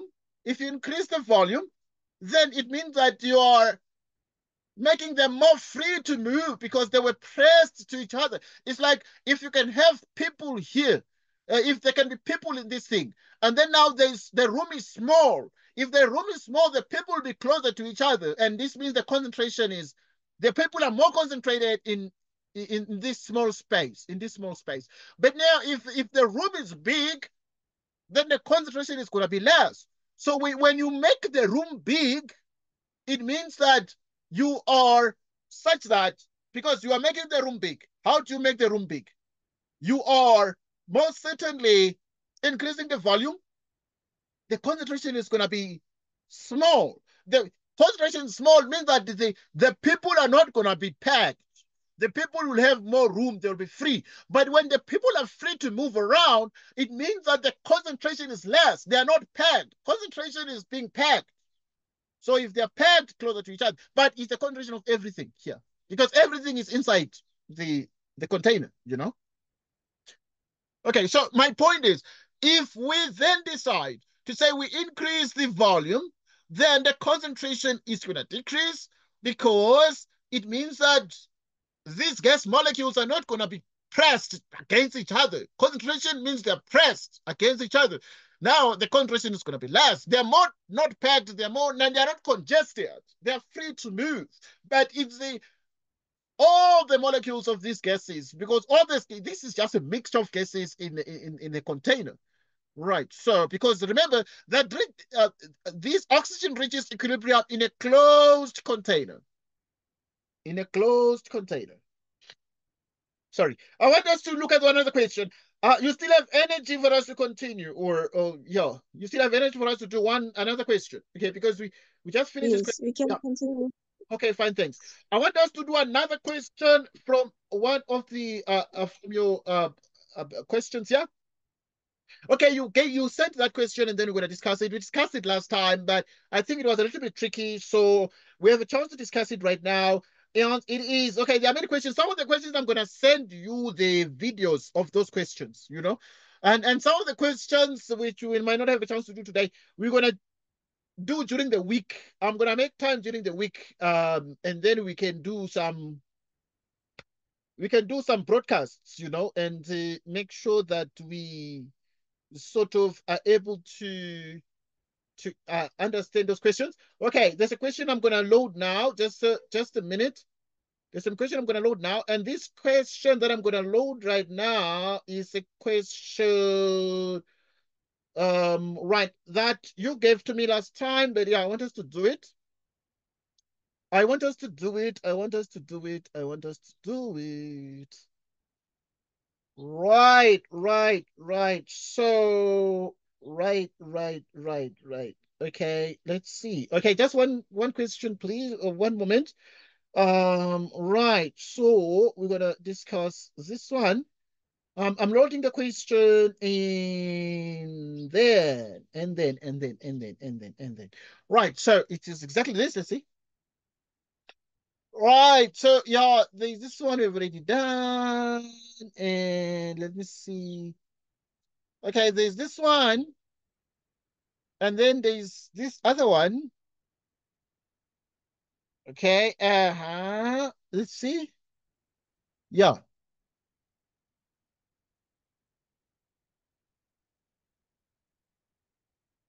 Okay, now. Okay, yeah, is this one. Okay, let us do this one, because you sent me this question, and this is the contact process that you, brought, and then now we had, yeah, we discussed it, but we just have the chance to calculate a little bit. Okay, it's not very long. It's question 7.4 from the November 2010 paper, the year of the World Cup in South Africa, where everybody was excited. Everybody was like, woo, woo. The World Cup is coming to South Africa. And Neo, by that time, was still in primary, you know, because it was nearly 14 years ago. Okay. It's still like in primary, but yeah. Okay. So this is the question. And it's 7.4 that we're doing. Right, the reaction we have here below represents the catalyzed step in the contact process. Right, so in the contact process, we have that, sulfur dioxide reacts with oxygen to form SO3, and the heat of reaction is negative. The reaction takes place in a closed container and reaches equilibrium at 427 degrees Celsius. How will a higher temperature affect each of the following? Write down only increases, decreases, or remains the same. 7.4.1. The rate of production of SO3. The rate of production of SO3. Okay, yeah, remember we looked at this question together. Okay, what is happening here? The reaction takes place in a closed container and reaches equilibrium at 427 degrees Celsius or centigrade. How will a higher temperature? Now, the temperature is increased, and how will it affect each of the following? You need to write down only increases, decreases, or remains the same. So, if somebody decides to say in this particular reaction, what do they do? They increase the temperature. It was 427 degrees Celsius, but now they make it maybe 500 or something more than that.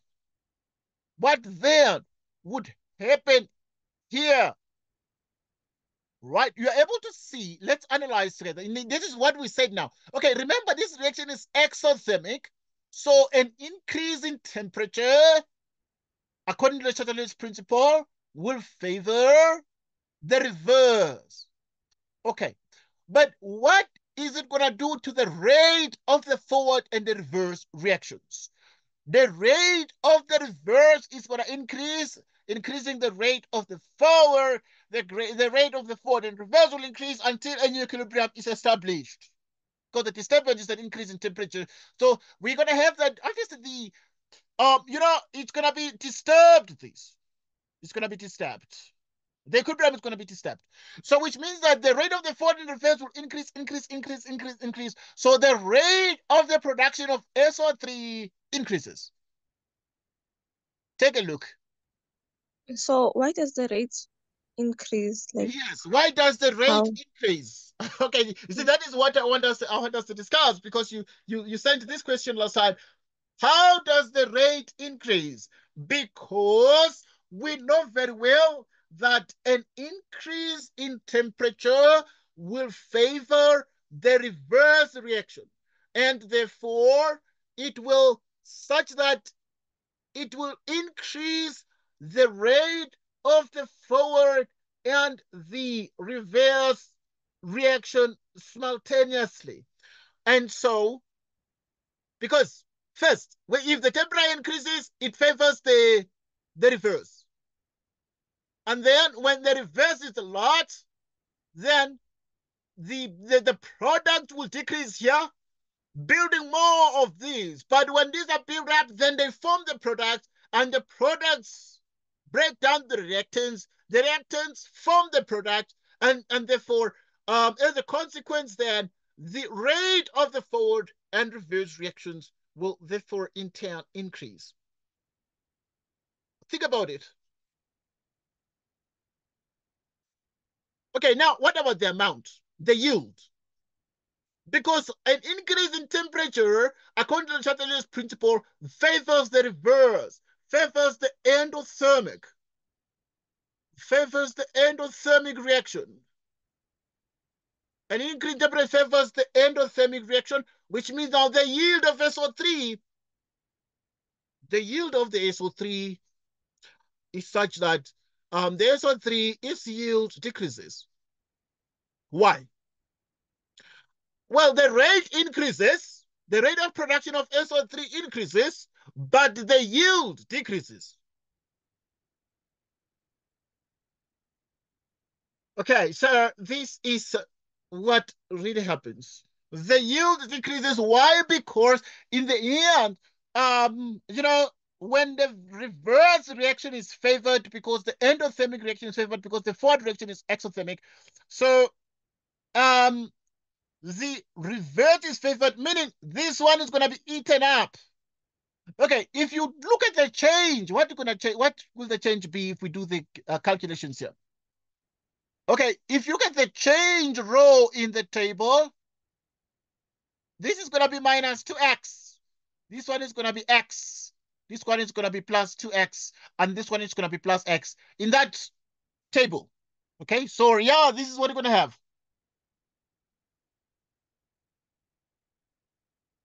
This is what you're going to have. This is what we're going to have. So look at 7.5. This is what we have. Okay. Right, we proceed. So why do you say plus 2x and plus x? Is it because Because it's because now we are looking at the fact that we are looking at when the temperature does what?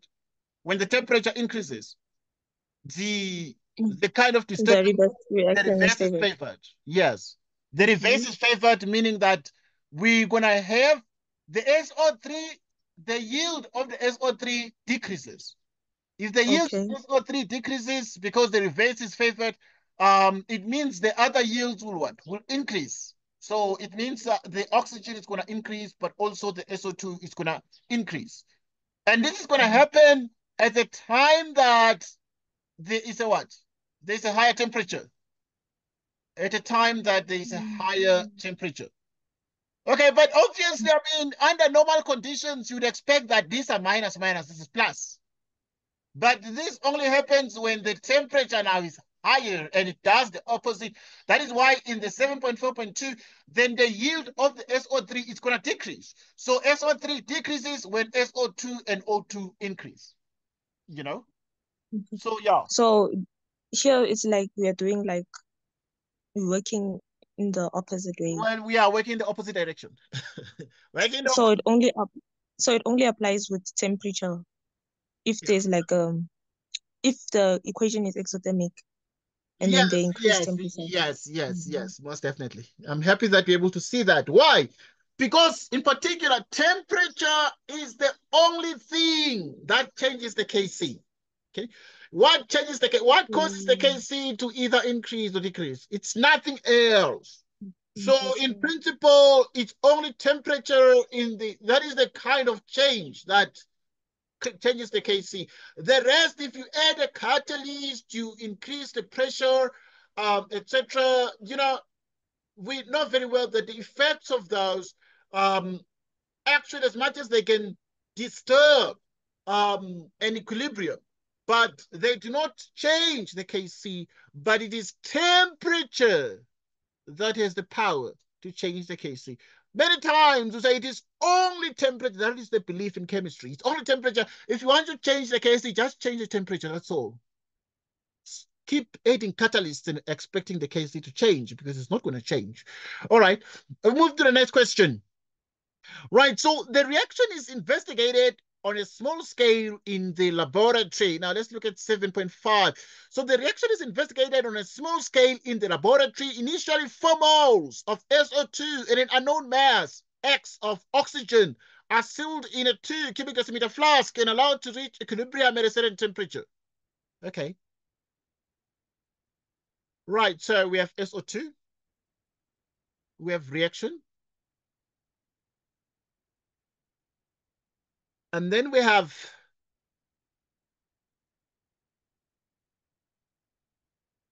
initial. We have initial quantity.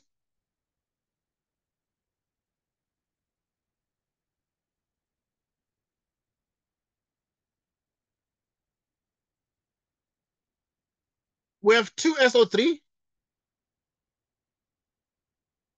Okay. Now let's start with this one. So now, if you're looking at this case, what is happening here? Okay, let's just draw this table. That is the reaction, and this is the initial, and then we're going to have the change here. Right, and then you have the change, and then you have what? You have the equilibrium quantity, or what you call, normally we call it the quantity at equilibrium. Right, so in moles. Right, so we have the quantity at equilibrium. Quantity at equilibrium in moles.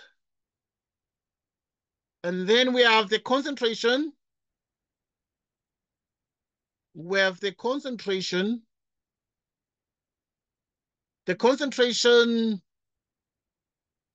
at equilibrium. Right, concentration at equilibrium. Let us finish this up.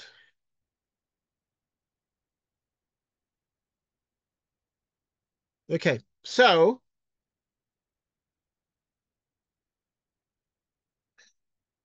right, so now let us fix it. Let us fix it.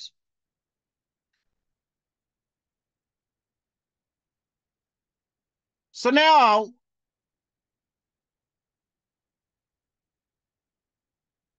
Okay, so now you dealing with the reaction is investigated on a small scale in the laboratory. Initially, we have, okay, yeah, let's deal with what we have initially. So initially you have 4 moles of SO2, okay? SO2, we have 4 moles initially. And an unknown mass X, right? So we have an unknown mass X of oxygen are sealed in this particular 2 cubic decimeter. Okay, we're starting with that. And in the end there, you have 0 here. Right. So if this mass is there, we know that number of moles is mass over molar mass. The mass here is the number of moles times the molar mass. Okay, this mass is number of moles times molar mass. Okay. And then if this is exactly the case, okay, we can use number of moles. Okay, because we have just that, it's fine. Right, so now let us have the number of moles is mass over molar mass, and this mass is what? The mass is X. What is the molar mass of oxygen?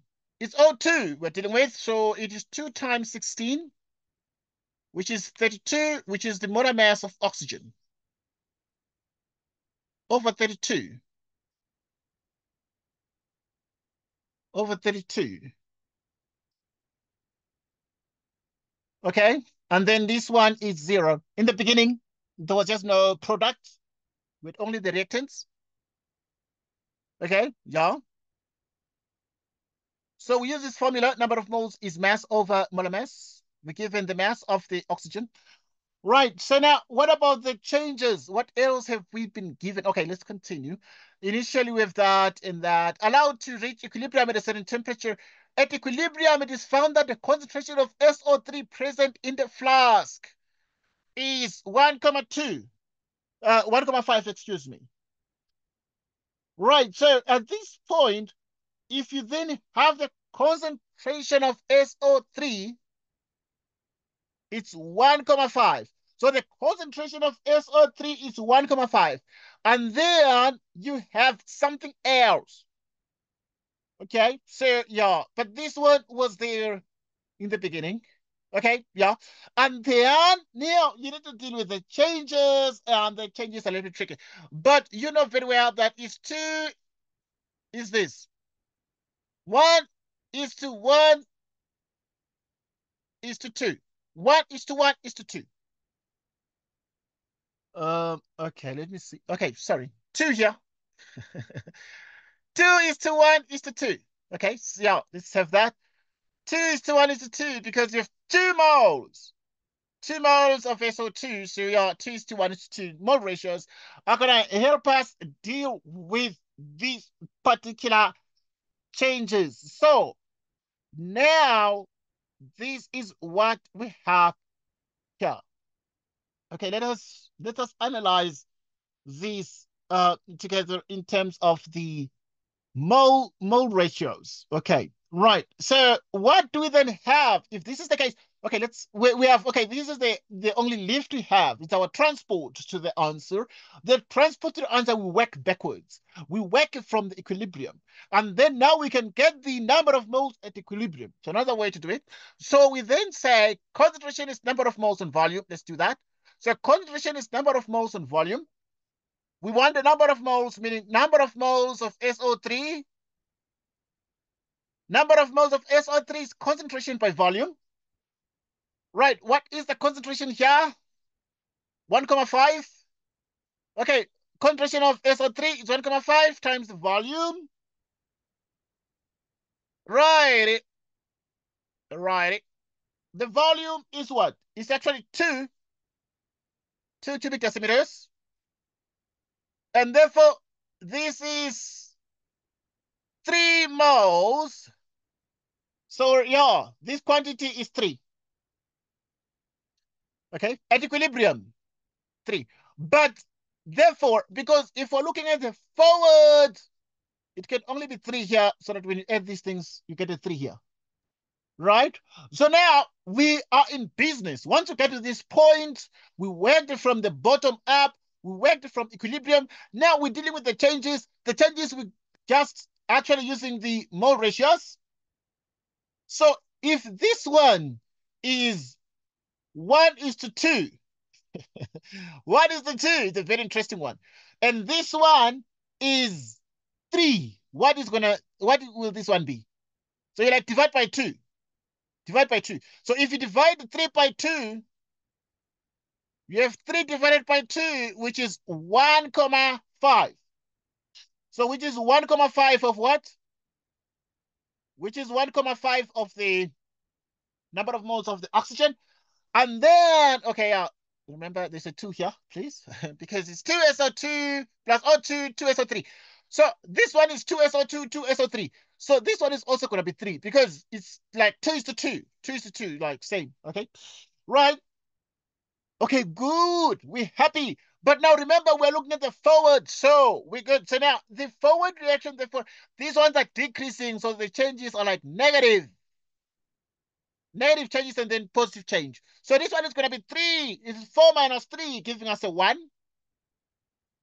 And then x on 32, you minus 1,5. X on 32, you minus 1,5, and then this is 3. Now, okay, what is the concentration? Concentration is this guy here. We're going to use this giant formula, our old friend. Concentration becomes number of moles on volume. So concentration is number of moles on volume. It's going to be this over volume, which actually is 0,5 here. And this one is concentration, which is number of moles on volume. Here, complicated, it looks like x minus 32 minus 1,5. You divide by the volume. Okay, concentration is number of moles on volume. Okay? And then now we're good. We have all the concentrations, 0,5 together with these, And now calculate the mass of O2 initially present in the flask if the equilibrium Kc at this temperature is 4,5. We good. So we're going to continue this and say on the next slide, we have Kc for this one. What is Kc? Kc for this one is SO3 squared. That is the product you divide by the reactants. Okay, moving it a little bit to the margin. So, okay, for this one, we know very well. Kc is actually SO3. You square this. You divide by the concentration of the reactants, which is SO2. You square it, and oxygen. Okay, this is exactly what we have. What is the Kc? Is this one, 4,5. So you're going to do here 4,5, and we have SO3. What is SO3? SO3 is like 1,5, you square it. Right, so it's 1,5, you square it. So you're going to have here like 1,5, and then you square this, divided by SO2. What is SO2? SO2 is this one, 0,5. You square it. 0,5, you square it. What is oxygen? Oxygen, it's this one.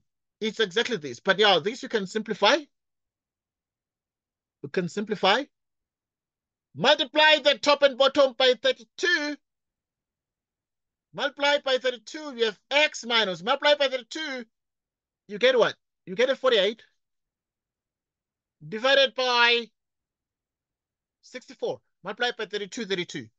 X minus 48 out of 64. Which is exactly x minus 48 divided by what? By 64. Okay, so we have this. Now, okay, we have this, and therefore we can just solve for x. How do you solve for x? We cross multiply to solve for x, which is x minus 48 divided by 64. This is 1,5. You square this, divided by 0,5. You square this, and then we have 4,5. It sits in the denominator, so it's going to come here, and this guy is going to go there. Okay, we're good?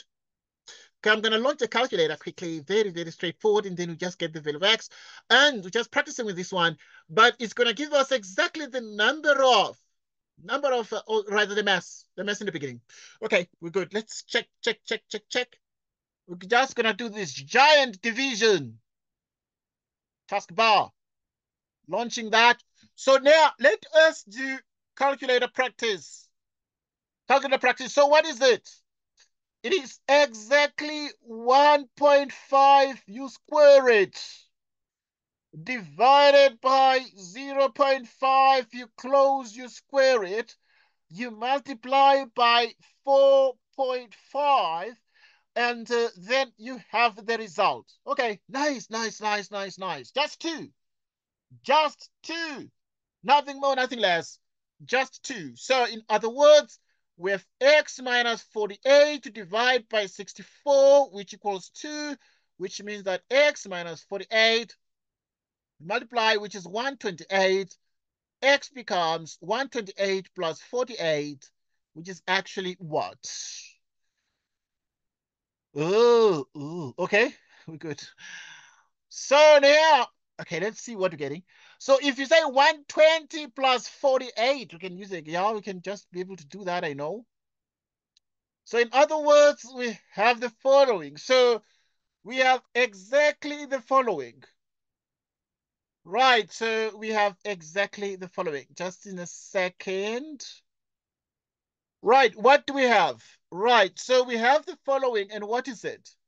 We have exactly 128. We add 48.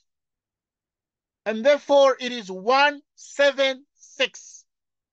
176. Okay, remember, what is this x we're dealing with here? This x was just nothing other than the mass we started with. Okay, we started with this mass, and therefore, this mass is 176, and the unit of mass we're going to use is the gram.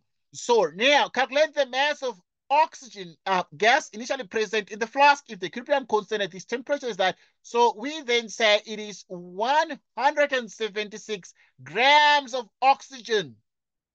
Okay, this one here is the end of this question from 2010. Is the end of this question here from 2010.